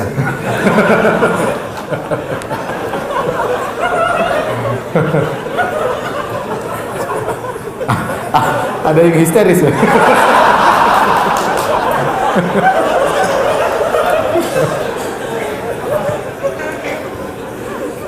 Ini kita bicara jujur, ibu-ibu harus tahu. Ibu harus tahu. Ya, kita bicara sebagai kaum lelaki. Rasulullah mengatakan innal mar'ata auratun. Sesungguhnya wanita itu aurat, seluruh tubuhnya aurat, kecuali yang dikecualikan oleh syariat. Wajahnya, tangannya, tapi selainnya adalah aurat. Maka kata Nabi SAW, fa idza kharajat istashrafa syaitan. Kalau dia keluar dari rumahnya, istashrafa syaitan. Istishraf itu dalam bahasa Arab begini, dilirik, diintai oleh apa? Syaitan. Syaitan nunggu dia keluar supaya apa? Untuk dihiasi oleh syaitan. Begitu dia keluar dari rumahnya, langsung syaitan menggoda. Menggoda sang wanita supaya berpenampilan oke, menggoda dalam bisikan lelaki untuk membayang-bayangkan wanita tersebut. Dia melihat wanita pakai jilbab, coba bayangkan dalamnya kayak apa. Dibuat menghayal oleh syaitan. Ya. Kenapa? Karena syaitan sudah mengintai wanita tersebut untuk dijadikan jeratan syaitan, untuk menjerat para lelaki.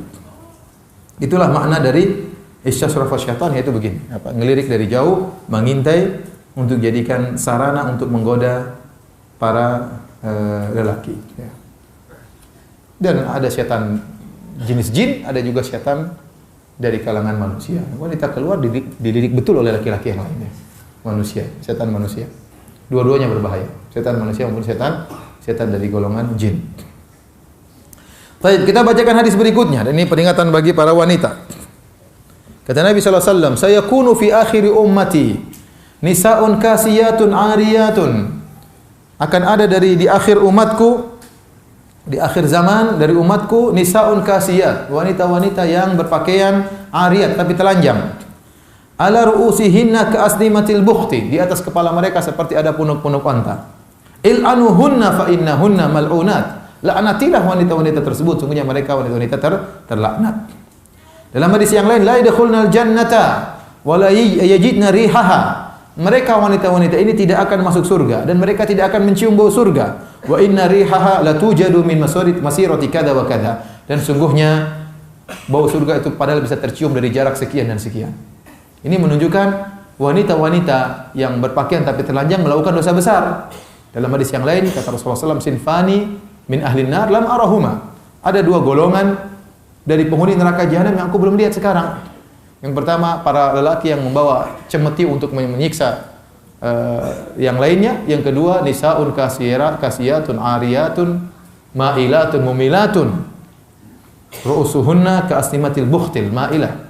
Kata Nabi SAW, yaitu wanita-wanita yang berpakaian tapi telanjang. Di zaman Nabi belum ada. Di zaman Nabi belum ada. Nabi saya belum lihat, kata Nabi SAW. Tapi di akhir zaman dari umatnya Nabi mengatakan, dari umat Nabi SAW berpakaian tapi telanjang. Ma'ilat, mumilat. Ya, ma'ilat diantaranya dia berjalan berlenggak-lenggok. Di antara tafsiran mumilat itu melenggokkan, artinya menarik perhatian para lelaki. Buat para lelaki termiringkan kepalanya untuk melihat dia. Ya. Kenapa penampilannya menarik perhatian? Ru'usuhunna ka'asnimatil bukht. Makanya rambut kepalanya seperti punuk onta. Sebagian ulama mengatakan punuk onta ini hanya sekedar istilahnya simbol bahwasanya dia memakai sesuatu yang menarik perhatian. Ya. Bisa jadi dia nggak pakai punuk onta tapi dia pakai kupu-kupu. Orang lihat semua. Ya, macam-macam. Jadi pokoknya menarik perhatian. Pokoknya menarik apa? Perhatian. Entah bajunya berwarna-warni, terlalu banyak warnanya, sehingga tidak wajar, tidak seperti yang lainnya. Sehingga akhirnya menarik perhatian. Padahal dia berjilbab. Berjilbab. Kasiyatun ariyah, berpakaian tapi telanjang. Di banyak tafsirannya, di antaranya berjilbab tapi seperti telanjang, bisa jadi tipis membentuk anggota tubuh, ya. Atau berpakaian tetapi banyak yang kelihatan auratnya, pakaiannya kekecilan, ya, sehingga tidak bisa menutup seluruhnya. Atau berpakaian gombrang tapi tipis sehingga menembus apa? Pandangan. Ini semua maknanya kasiyat ariyat, berpakaian tapi telanjang. Ya. Dalam hadis yang lain, rubba nisa'in kasiyatin fid dunya ariyatun yaumal qiyamah. Betapa banyak wanita berpakaian di dunia tapi di akhirat ditelanjangkan oleh Allah, dihinakan oleh Allah Subhanahu wa taala. Ini peringatan bagi para wanita, ingat jangan menimbulkan fitnah bagi lelaki. Sungguhnya jilbab itu dipakai adalah untuk menghalangi fitnah, bukan semakin menarik perhatian. Jadi fungsi jilbab itu adalah untuk menolak perhatian supaya tidak diperhatikan, supaya sewajarnya, bukan malah menarik apa? Perhatian. Bukan malah menarik perhatian. Maka berpakaianlah dengan pakaian yang wajar. Kalau tetap saja tertarik, ya itu salahnya lelaki. Ya, memang udah cantik ya, mau pakai jilbab jelek pun orang lihat sama saja. Memang asalnya sudah apa? Cantik ya. Tetapi jangan anti yang menyebabkan sehingga para lelaki tertarik melihat anti dengan gara-gara model pakaian anti. Jangan. Ya, jangan. Ya, makanya saya sering sampaikan ya, bagaimana pemahaman para fuqaha kalau tidak salah di mazhab Syafi'iyah, ya wanita ya tidak boleh ke masjid. Tidak boleh ke masjid kalau cantik jelita. Ya. Wanita kata Nabi SAW, la tamna'u ima Allahi masajidallah. Janganlah kalian melarang wanita-wanita ke masjid. Wa buyutuhunna khairun lahun. Karena di rumah mereka lebih baik. Tapi di rumah mereka lebih baik. Wanita lebih baik sholat di rumah, tidak banyak keluar. Kenapa? Kalau begitu dia keluar, setan mengintai. Mau keluar kemana saja diintai oleh setan. Ya. Asalnya waqarna fi buyutikunna. Asalnya wanita di rumah tidak banyak keluar. Itu wanita yang baik, wanita solehah, yang betah dengan rumahnya, yang senang dengan di rumah, tidak suka keluar. Kalau enggak keluar gelisah, gatal lah ininya gatal, anunya gatal, ya pengennya keluar. Ini salah. Ini keluar dari kodrat wanita. Oleh karenanya, lelaki kalau ingin dapat 27 kali lipat pahala sholat di masjid, wanita di rumah sudah dapat 27 derajat. Wanita tidak usah sholat di masjid sudah dapat 27 derajat. Namun kalau dia ingin ke masjid boleh, kata para ulama boleh. Tetapi tidak boleh berhias, tidak boleh pakai minyak wangi, tidak boleh menarik perhatian. Kemudian para ulama mengatakan wanita yang terkenal cantik tidak boleh ke masjid. Wanita yang terkenal cantik tidak boleh apa? Ke masjid. Kenapa? Bisa menggoda para lelaki. Ya. Makanya wanita lihat diri. Kalau dia kelihatan cantik, suami bilang kamu cantik sekali, ya sudah, kamu jangan ke masjid. Kalau pas-pasan tidak apa-apa. Baik, hadirin hadirat subhanahu wa ta'ala, ya. Jadi seorang wanita ketika pakai jilbab jangan menarik perhatian. Jangan menarik perhatian. Jilbab yang wajar, ya. Kalau warna pun yang wajar seperti di Indonesia yang warna atas beda, warna bawah tidak jadi masalah. Tapi kalau warna-warni merah, kuning, hijau di langit yang biru, itu repot. Nah, itu menarik perhatian. Ya. Ada bunga sedikit sini mungkin tidak, tapi kalau bunganya banyak, bunga mawar di belakang, bunga inilah itu menarik perhatian. Yang wajar-wajar saja, yang wajar-wajar. Selama itu wajar, tidak mengapa. Tapi kalau sudah nggak wajar, menarik perhatian, maka ini dilarang karena bisa menarik perhatian lelaki. Taib. Hadirin dan hadirat yang dirahmati Allah Subhanahu wa taala, ya. Oleh karenanya, wanita kalau sudah keluar dari rumah diintai oleh syaitan dan akan dihiasi oleh syaitan, dan syaitan sudah berjanji akan hal ini. Di antaranya dalam surat Al-Hijr, syaitan pernah bersumpah, dia mengatakan qala rabbi bima aghwaytani la uzayyinanna lahum fil ardi. Ya Rabbku, ya, karena aku telah tersesat, maka sungguh aku akan menghiasi maksiat bagi anak Adam di dunia. Jadi syaitan memang menghiasi kemaksiatan. Dan ini menakjubkan ya. Ini pertama kali syaitan hiasi kemaksiatan terhadap Nabi Adam alaihissalam. Ya. Nabi Adam waktu di surga banyak sekali buah-buahan, banyak sekali pohon-pohon. Hanya satu yang diharamkan, buah khuldi. Tetapi yang dihiasi oleh setan yang diharamkan itu. Yang diharamkan itu yang dihiasi oleh setan sehingga Nabi Adam tertarik untuk makan buah tersebut. Padahal buah yang lezat masih banyak.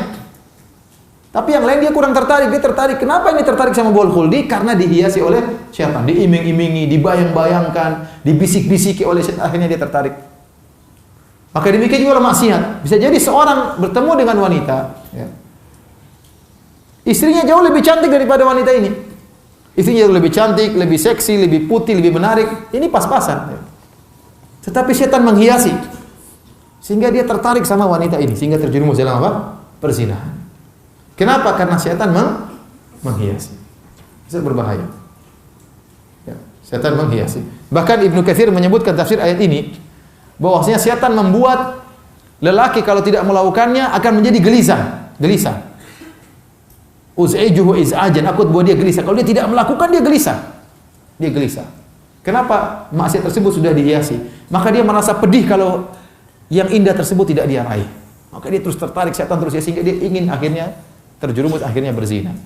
Kenapa? Karena dihiasi oleh syaitan. Ya. Kata orang apa? Rumput tetangga lebih apa? Lebih hijau. Itu karena dihiasi oleh syaitan, padahal rumputnya kuning. Ya.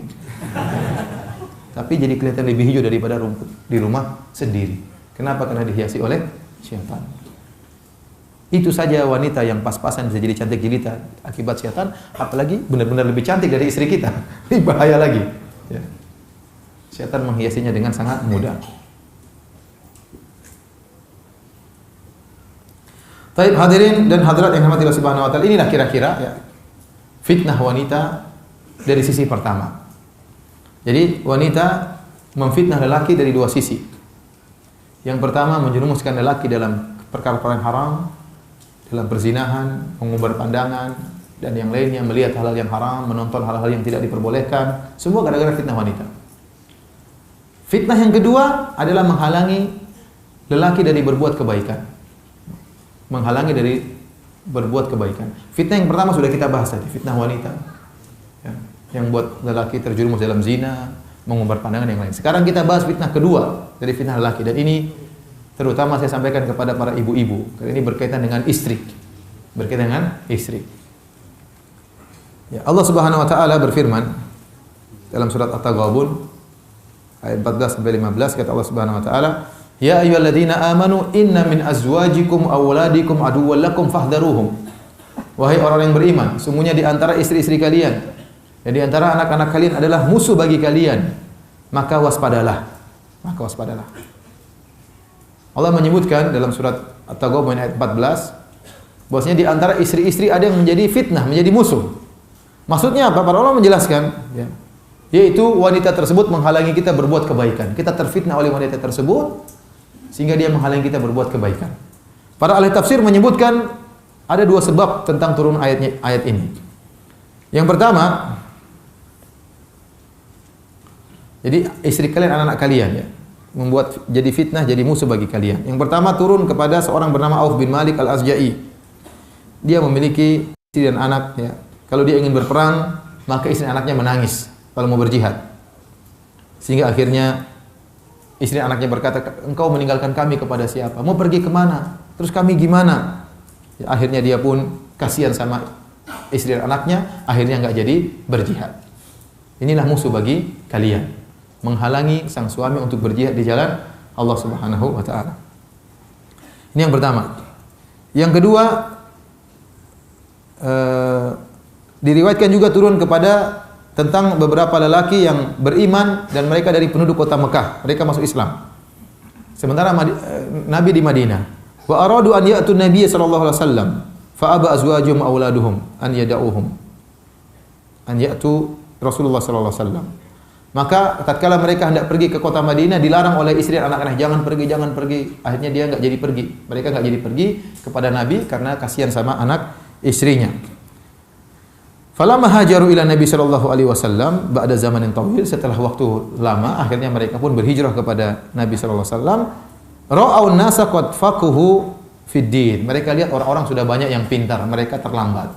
Karena baru ketemu Nabi belakangan. Ya. Akhirnya mereka jengkel sama anak istri mereka. Gara-gara anak istri saya akhirnya terlambat belajar. Yang lain sudah pintar, saya masih goblok. Kira-kira gitulah. Hammu an yu'aqibu auladahum wa nisa'ahum. Akhirnya mereka bertekad untuk memberi pelajaran, menghukum anak dan istri mereka.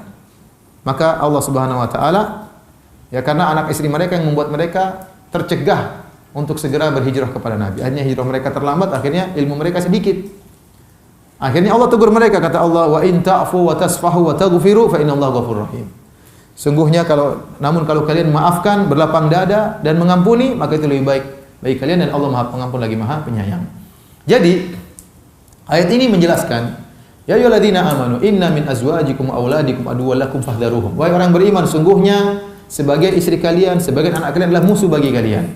Ayat ini menjelaskan bahwa terkadang istri kita menghalangi kita untuk berbuat kebaikan. Contoh, mengajari kita untuk pelit. Kita bersedekah, jangan dulu. Bangun rumah dulu baru bersedekah. Akhirnya nggak jadi bersedekah. Ya. Rumah belum jadi, sedekah nggak jadi, terus mati. Begitu ya. Mau menyambung silaturahmi dengan kerabat, dilarang sama istri. Mau kemana kamu? Mau jenguk kakak saya. Nggak usah dijenguk, nanti aja lah. Dia juga nggak pernah nengok kita kok. Ya ini nggak jadi. Nggak jadi. Mau kasih ibu uang berapa? 1 juta. Mau saya kasih ibu. Buat apa 1 juta? Ya buat ibu makan. Ibu tuh belinya makannya tempe tahu 200.000 saja. Jadi menghalangi kita untuk berbuat apa? Kebaikan. Apalagi zaman sekarang, terutama suami Indonesia. Uang mereka semuanya mereka kasih sama istri mereka. Ini musibah. Semua gajinya dikasih, bahkan strok gajinya semuanya. Setelah itu kalau minta sesuatu, minta, sayang kasih dong. Uang dia padahal. Sayang, tambah dong sayang. Jadi uangnya kasih istrinya, sudah minta lagi sama istrinya. Dan ini repot seperti ini. Ya. Saya pernah mengalami kasus, ya. Sudah saya sering cerita di mana-mana. Ya. Ada sahabat saya, ya. Dia punya uang 11 miliar ke atas nama rekening istrinya. Terus istrinya pergi kabur. Dia bilang sama saya, Ustaz, istri saya kabur. Oh, kenapa? Masalahnya dia bawa lari 11 miliar. Kok bisa? Karena uang semua atas nama rekening apa? Rekening dia. Terus punya rumah kalau nggak salah 11 juga atas nama istri semua. Ini dia bahlul kalau bahasa saya. Ya akhi, ente cinta sama istri bukan begitu caranya. Kecuali kalau istri ente orang yang soleha. Kemudian dia tahu Anda harus berbakti sama ibu, berbakti sama bapak, harus menyambung silaturahmi, harus bersedekah sehingga dia malah dukung. Tapi itu jarang.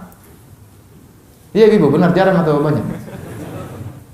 Sebagian wanita, waliyadzubillah ya, mau hartanya semuanya dia yang kuasai, tidak sepeser pun Anda berikan kepada kerabat Anda, harus buat kerabat dia. Kalau buat bapak dia, buat ibu dia, buat kakak dia, buat adik dia, begitu semangat. Tapi kalau Anda ambil untuk kakak Anda, oh nanti dulu. Ya. Dia tidak akan ridho kecuali hartanya semua dia yang apa? Yang pegang. Walan tardo angkal Yahudu walan Nasrani. Tidak akan ridho Yahudi dan Nasrani hatta tattabi'a millatakum. Sampai kalian mengikuti apa? Agama mereka. Sebagian wanita tidak akan ridho sampai hartanya semua dia yang pegang. Alhamdulillah. Oleh karenanya inilah nasib laki-laki Indonesia. Saking baiknya. Teman-teman saya di Arab Saudi tidak ada yang begitu. Tidak ada yang begitu. Istrinya tidak ada pegang duit dia. Pokoknya dikasih makan, belikan baju, belikan emas, belikan mobil, selesai. Dengan demikian dia bisa kawin lagi. Kalau antum semua duit kasih istri, mustahil kawin lagi. Maaf ibu-ibu ya, ini sekedar intermezzo.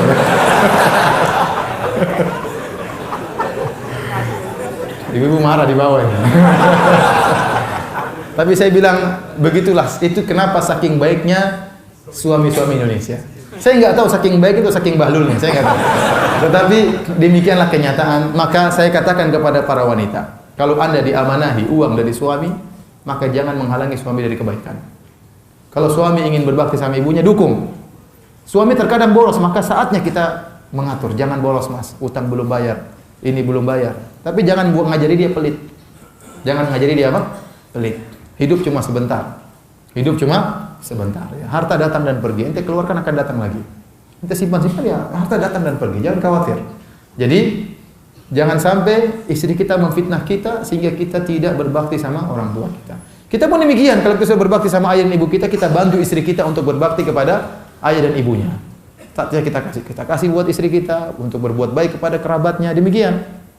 Ya, sehingga dia pun senang tatkala diserahkan uang, ya dia bisa bantu keluarganya, bisa bantu juga keluarga kita. Namun banyak kejadian kalau sudah suami hartanya dikasih istrinya yang menguasai, akhirnya dia lebih banyak membantu kerabat istrinya daripada kerabatnya sendiri. Benar atau tidak? Benar. Oleh karena itu tidak boleh seperti itu. Ini namanya menghalangi seorang dari kebaikan. Inilah fitnah tersendiri. Fitnah tersendiri.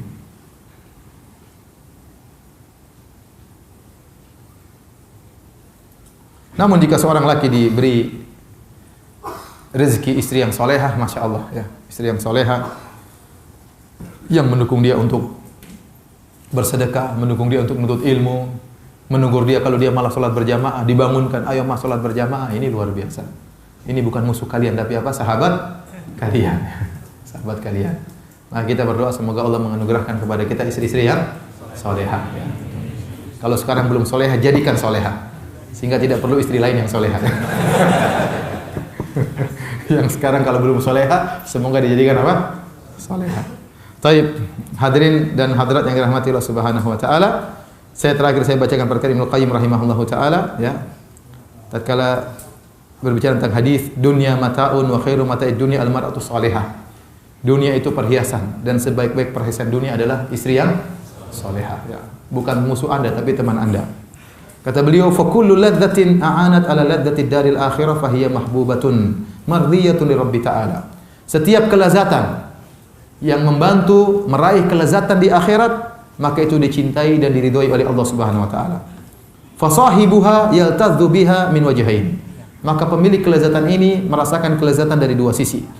Min wijhatin tanaumihi wa qurrati ainihi biha wa min jihati isaliha lahu ila mardati rabbih. Ya. Wa ifdha'iha ila ladzatin akmala minha. Dari sisi dia merasakan kelezatan tersebut di dunia, dan kelezatan tersebut ternyata mengantarkan dia kepada kelezatan yang lebih sempurna. Fahiya hiya ladzatul lati yanbaghi lil aqil an yas'a fi tahsiliha. Inilah kelezatan yang seorang berakal harusnya berusaha untuk meraihnya. Ya, di antaranya kelezatan istri yang solehah. Maka Anda harus berusaha mendidik istri supaya istri jadi solehah. Kalau istri solehah, Anda merasakan kebahagiaan di dunia sebelum kebahagiaan di akhirat. Kelezatan di dunia sebelum kelezatan di akhirat. Istri solehah lah yang kemudian akan bantu kita untuk bertakwa kepada Allah Subhanahu wa taala. Ya. Tapi demikian saja para hadirin dan hadirat yang dirahmati Allah Subhanahu wa taala. Apa yang kita sampaikan pada kesempatan pagi hari ini tentang fitnah wanita. Semoga Allah menjaga kita dan menjauhkan kita dari fitnah wanita.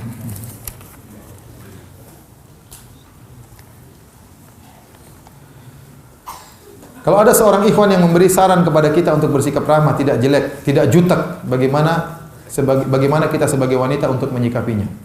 Kalau ada seorang ikhwan yang memberi saran kepada kita untuk bersikap ramah, tidak jutek, bagaimana kita sebagai wanita untuk menyikapinya?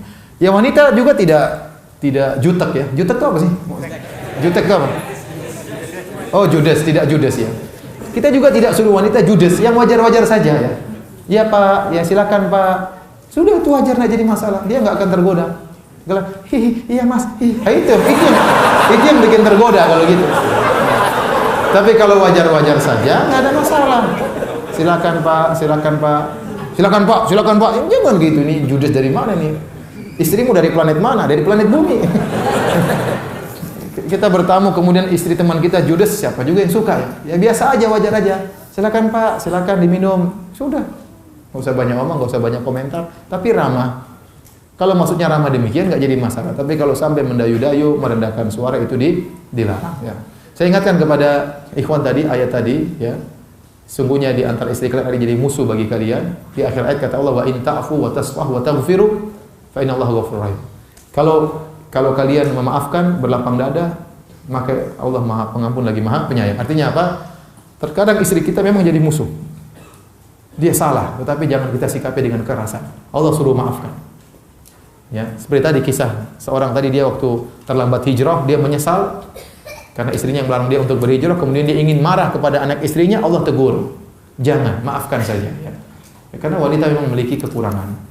Kalaupun istri kita pernah salah mengajari kita pelit, jangan pulang-pulang dari pengajian kita marah-marah. Gara-gara kamu, jangan.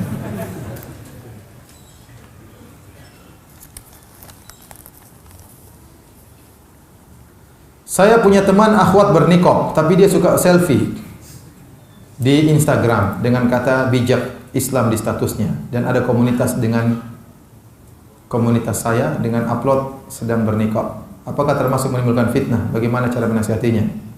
Karena dia selalu bilang tergantung niatnya.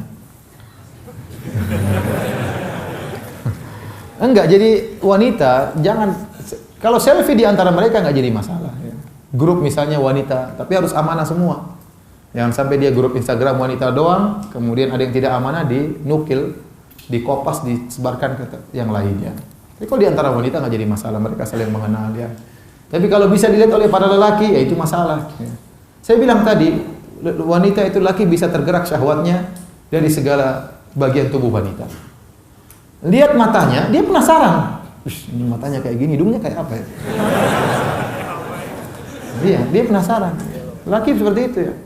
Wah, bibirnya kayak apa, giginya kayak apa. Dibuka geraham semua. Maksud saya bercanda. Maksud saya ngapain wanita selfie kemudian pajang fotonya, ngapain? Kecuali grup komunitas wanita tok dan wanitanya amanah-amanah. Jangan sampai fotonya dikeluarkan. Kenyataannya terkadang ada yang tidak amanah. Foto kemudian apa disebarin. Ya, qadarullah.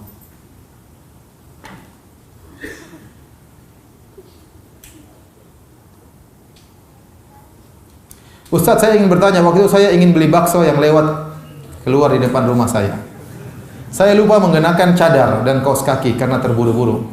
Takut baksonya pergi kan. Dan suami sedang bekerja tidak ada di rumah.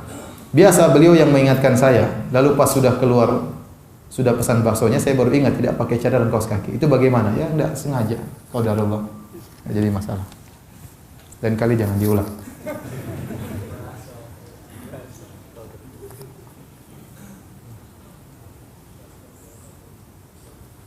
Ana seorang pemuda yang sedang mencari pasangan hidup.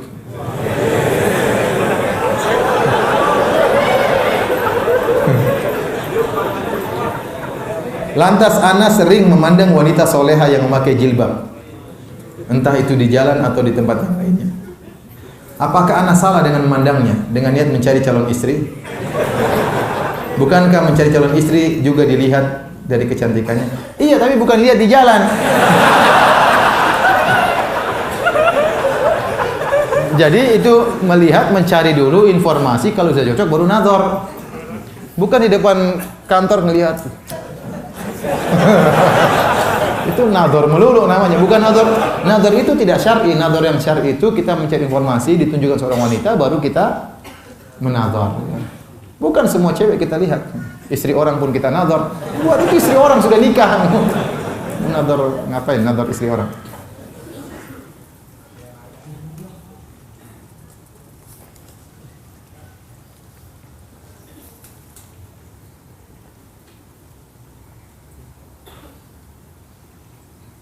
Dalam memilih calon istri, saya selalu melihat fisiknya.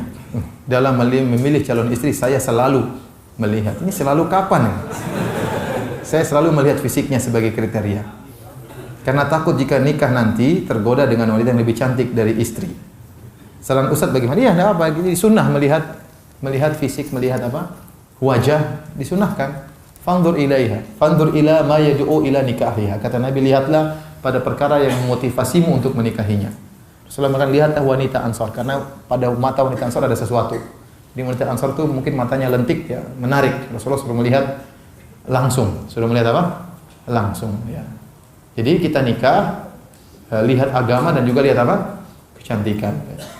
Ya, karena kalau tidak cantik, kita tidak suka. Kalau tidak suka repot, nanti kita zalimi istri kita ya. Enggak suka kita ngomelin terus, marahin terus ya. Kenapa kita enggak suka?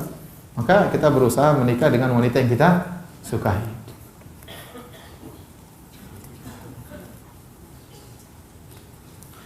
Ustadz, jika saat proses nadhar akhwat membuka niqabnya cuma sebentar karena malu dan takut ikhwannya terfitnah, itu bagaimana Ustadz? Bolehkah? Ya jangan buka, ini memang ingin fitnah dia supaya dia mau.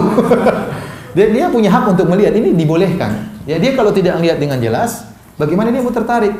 Rasulullah suruh menyuruh, fandur illa ma yad'u ila nikah. Lihatlah kepada perkara yang memotivasimu untuk menikahinya. Ya kalau cuma 1 detik dia nggak bisa mengamati, dia tidak bisa menilai ya, yang wajar lah lihat setengah jam ya, enggak apa-apa. Enggak apa-apa, nggak jadi masalah, yang penting syar'i ditemani oleh mahramnya, lihat nggak jadi masalah. Bahkan para ulama mengatakan nazar boleh berulang-ulang, ya. Dan nazar yang benar boleh dilihat bagian kepala, bagian leher, bagian yang biasa terbuka tatkala seorang wanita bersama mahramnya. Yang biasa wanita terbuka tatkala bersama mahramnya apa? Kepalanya, rambutnya, lengannya, sama betisnya. Itu boleh dilihat menurut pendapat yang lebih kuat. Ya. Lebih dari itu nggak boleh.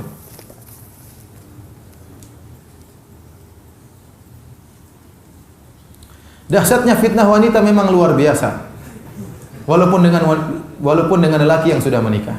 Pertanyaannya atas hal tersebut, apakah diperbolehkan seorang laki berpoligami untuk menghindari bahaya tersebut? Ini yang tanya sudah tahu jawabannya.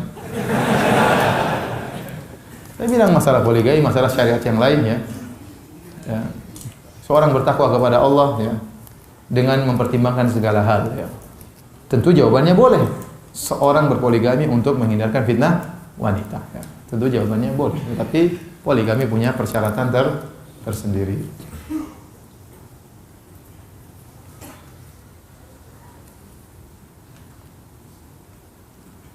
Jika ada seorang ikhwan menyukai seorang akhwat, ya jelaslah, ikhwan suka akhwat.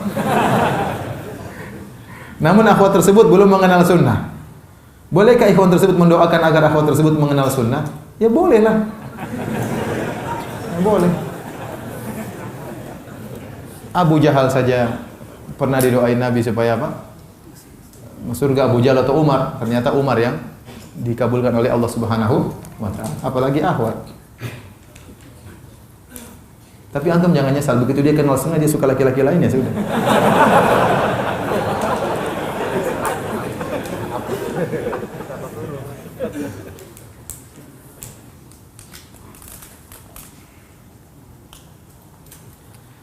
Bagaimana jika ada ikhwan yang ingin melamar seorang akhwat, tapi si akhwat belum siap untuk menikah karena ada hal lain, namun ikhwan tetap kekeh ingin menikahinya?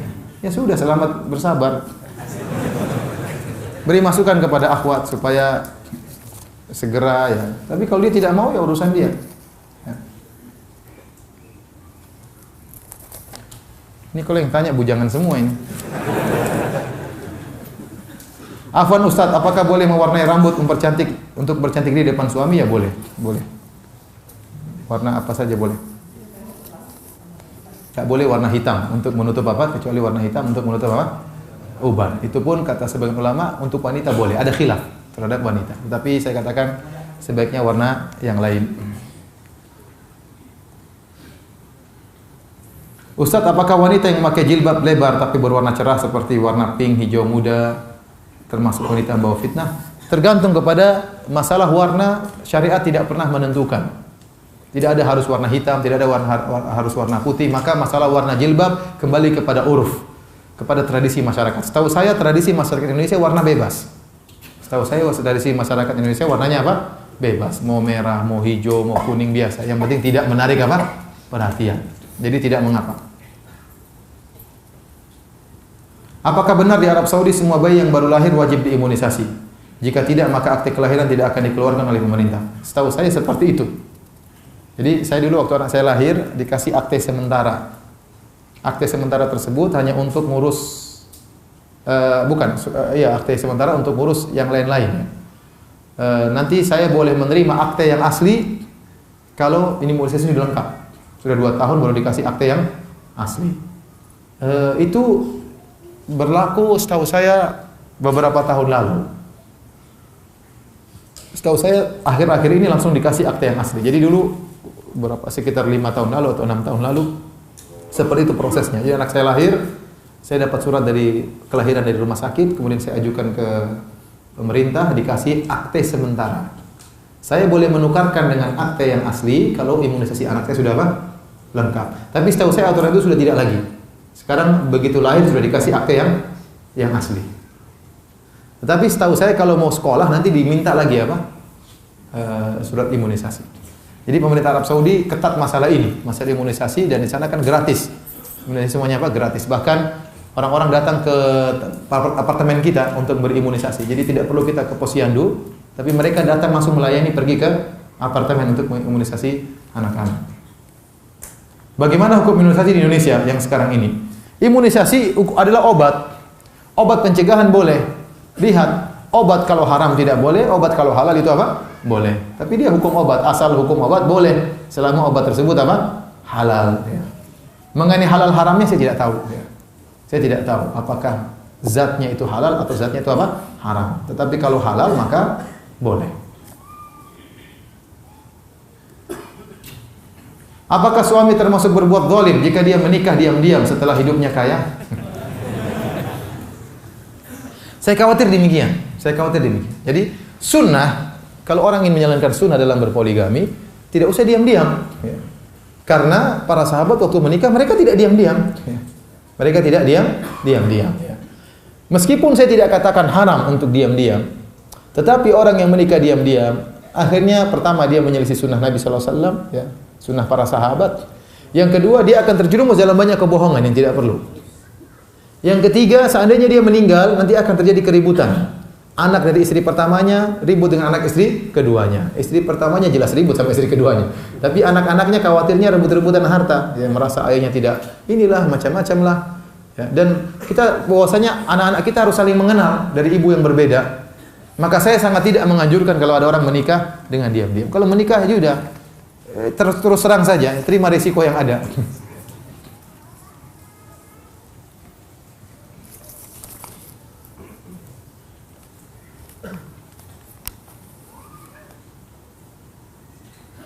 Apakah wanita menikah harus dengan restu orang tua? Bagaimana jika orang tua tidak merestui karena calon suami belum mapan, bahkan belum bekerja karena masih kuliah? Padahal adik saya sudah tidak bisa menahan terus rasa ingin nikahnya. Jadi, jadi wanita tidak boleh menikah kecuali dengan walinya, ya. La nikaha illa biwali. Tidak ada nikah kecuali dengan wali, kata Nabi sallallahu alaihi wasallam. Ayyuma imra'atin ya nakahat bi ghairi idzni waliha fanikahuha batil. Kata Nabi, wanita mana saja yang menikah tanpa izin walinya, maka nikahnya batil. Nikahnya batil, tidak sah. Maka seorang kalau ayahnya tidak setuju, yang penting ayahnya. Karena walinya adalah siapa? Ayahnya. Ayahnya tidak setuju, maka dia harus sampaikan kepada, tidak usah malu-malu. Bilang, kalau ayah tidak izinkan, saya khawatir terjerumus dalam hal yang tidak saya inginkan. Sampaikan, ya, nangis depan ayahnya sampai ayahnya izinkan, ya. Adapun ayah tidak izinkan karena calonnya belum kerja, itu wajar. Itu namanya ayah sayang sama kita, ya. Suaminya belum kerja, kemudian nanti yang kasih makan kamu siapa, ya? Ayah dong. Ya, itu wajar, ya. Itu kewajaran seorang ayah takut anak putrinya nikah sama laki-laki yang tidak punya pekerjaan. Tetapi kalau ada sebab yang lain, dia takut berzina dan macam-macamnya, dan dia sampaikan kepada ayahnya, insya Allah suami saya bertanggung jawab, sementara dia akan dibantu oleh orang tuanya misalnya, ya, kasih pemahaman kepada ayah, maka tidak mengapa, ya. Ada sebagian orang menikah suami istri, ya, sama-sama masih kuliah, nanti orang tuanya bantu, ini bagus, orang tua yang baik bantu anaknya segera apa? Segera menikah. Ini pertanyaan banyak sekali masalah poligami. Saya tidak ingin jawab. Kasihan, menyakitkan hati para istri.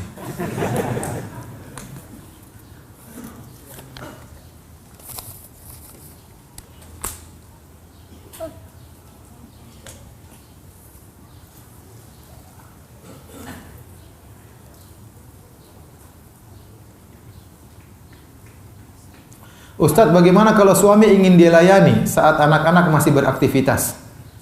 Dosakah seorang istri menolaknya? Jangan tolak. Alasan, nak, jangan ganggu, Umi sama Abi mau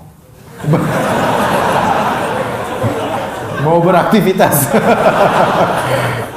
Banyak alasan lah. Umi lagi sakit, pusing kepala, ya, atau lagi ingin dipijit, Abi lagi pijit dan ganggu, ya. Bisa lah. Kasihan suami kalau nggak dilayani. Bisa lah anak-anak di apa? Di anunya. Diusir. Jangan ditolak, jangan ditolak. Selama ada jalan keluar, kenapa kita tidak tempuh jalan keluar tersebut? Contohnya bilang lagi ingin apa, urusan apa, jangan ganggu ayah dan ibu, lagi ingin istirahat. Ya, banyak cara. Ustaz, mana yang lebih penting, bayar utang atau sedekah? Bayar utang. Bayar utang. Tidak boleh orang bersedekah kalau masih punya utang yang sudah jatuh tempo. Saya ulangi, tidak boleh bersedekah. Hukumnya haram bagi orang yang bersedekah sementara utangnya sudah jatuh tempo. Kalau utangnya tidak jatuh tempo, tidak apa-apa. Selama dia bisa tahu kalau masih jatuh tempo, dia bisa bayar. Yang paling utama dia bayar sedekah pada dirinya sendiri sebelum dia bersedekah kepada orang lain.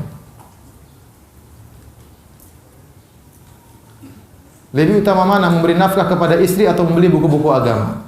Karena selama bertahun-tahun suami sudah tidak memberi nafkah kepada istrinya lagi. Ya ini nggak benar ya.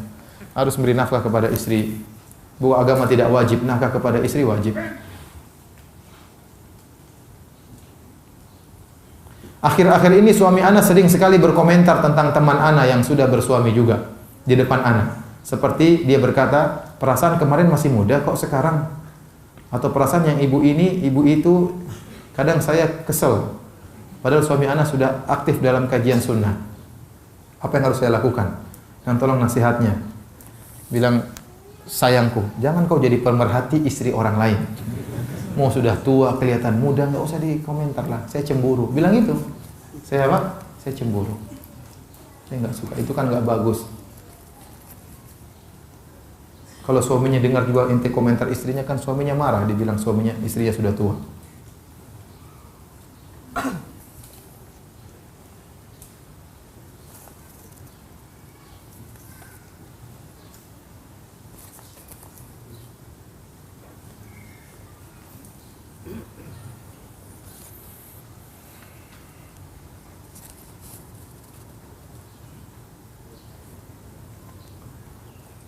Ustadz qadarullah, ana punya anak laki-laki yang musyrifnya laki-laki. Karena suami sibuk, ana yang lebih aktif menghubungi musyrif. Ana agak menjaga agar tidak terjadi fitnah hati. Bagaimana sebaiknya? Ya kalau kita khawatir fitnah hati, enggak usah hubungi musyrif tersebut. Suruh suami yang hubungi. Tapi kalau kita merasa tidak mengapa dan tidak mengapa kita WA musyrifnya, selama wajar enggak jadi masalah. Karena asalnya suara wanita bukan aurat, apalagi sekedar tulisannya. Selama itu yang apa? Yang wajar. Tapi kita kalau sudah merasa terfitnah, jangan. Ya, jangan kita hubungi.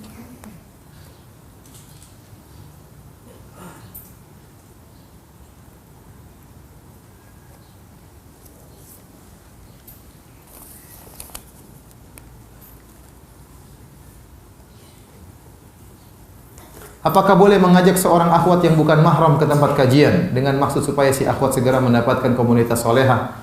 Karena akhwat ini baru proses hijrah dan tidak mempunyai komunitas akhwat solehah. Tidak apa-apa. Tidak apa-apa. Ada pengajian kasih tahu share ya. Ya, tapi tadi jangan macam-macam ya.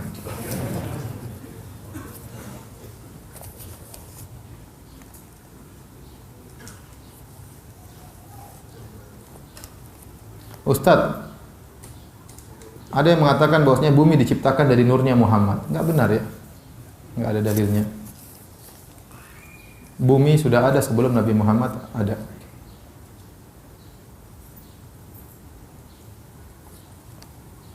Ana sudah menikah dan alhamdulillah sudah dikaruniakan 2 orang anak. Anak kadang sering bermimpi bertemu dengan mantan anak. Maksudnya yang dulu ana maui nikahi tapi gagal. Itu pertanda apa ya Ustadz?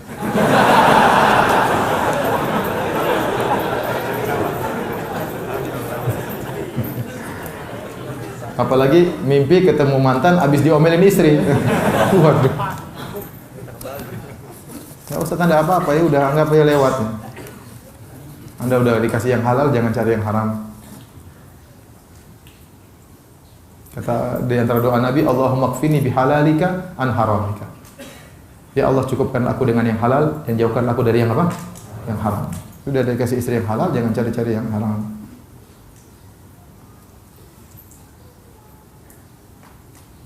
Ustadz, saya mau menikahi wanita, tapi saya meminta waktu sampai bulan Syawal.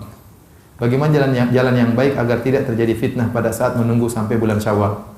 Saya pun tidak pacaran, tapi kita sudah sepakat mau menunggu sampai Syawal. Ya sudah, tunggu aja. Enggak usah macam-macam ya. Tunggu saja.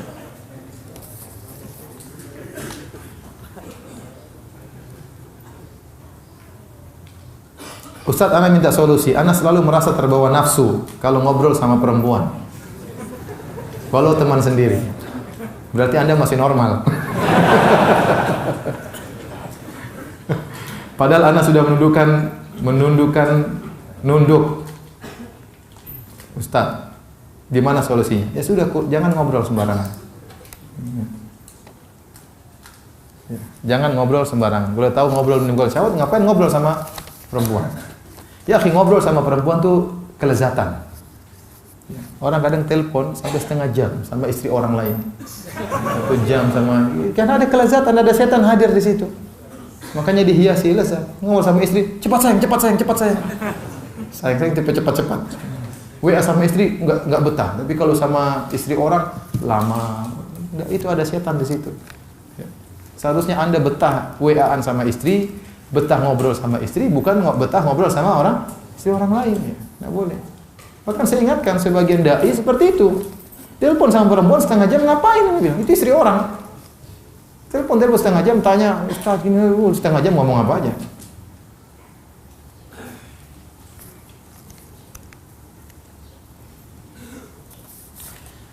Demikian saja kajian kita, ya. Kurang lebihnya saya mohon maaf, ya. Semoga Allah Subhanahu wa taala sebagaimana mempertemukan kita di masjid ini, semoga Allah pertemukan kita di surganya kelak. Amin ya rabbal alamin. Subhanakallah bihamdika asyhadu an la ilaha illa anta astaghfiruka wa atubu ilaik. Assalamualaikum warahmatullahi wabarakatuh.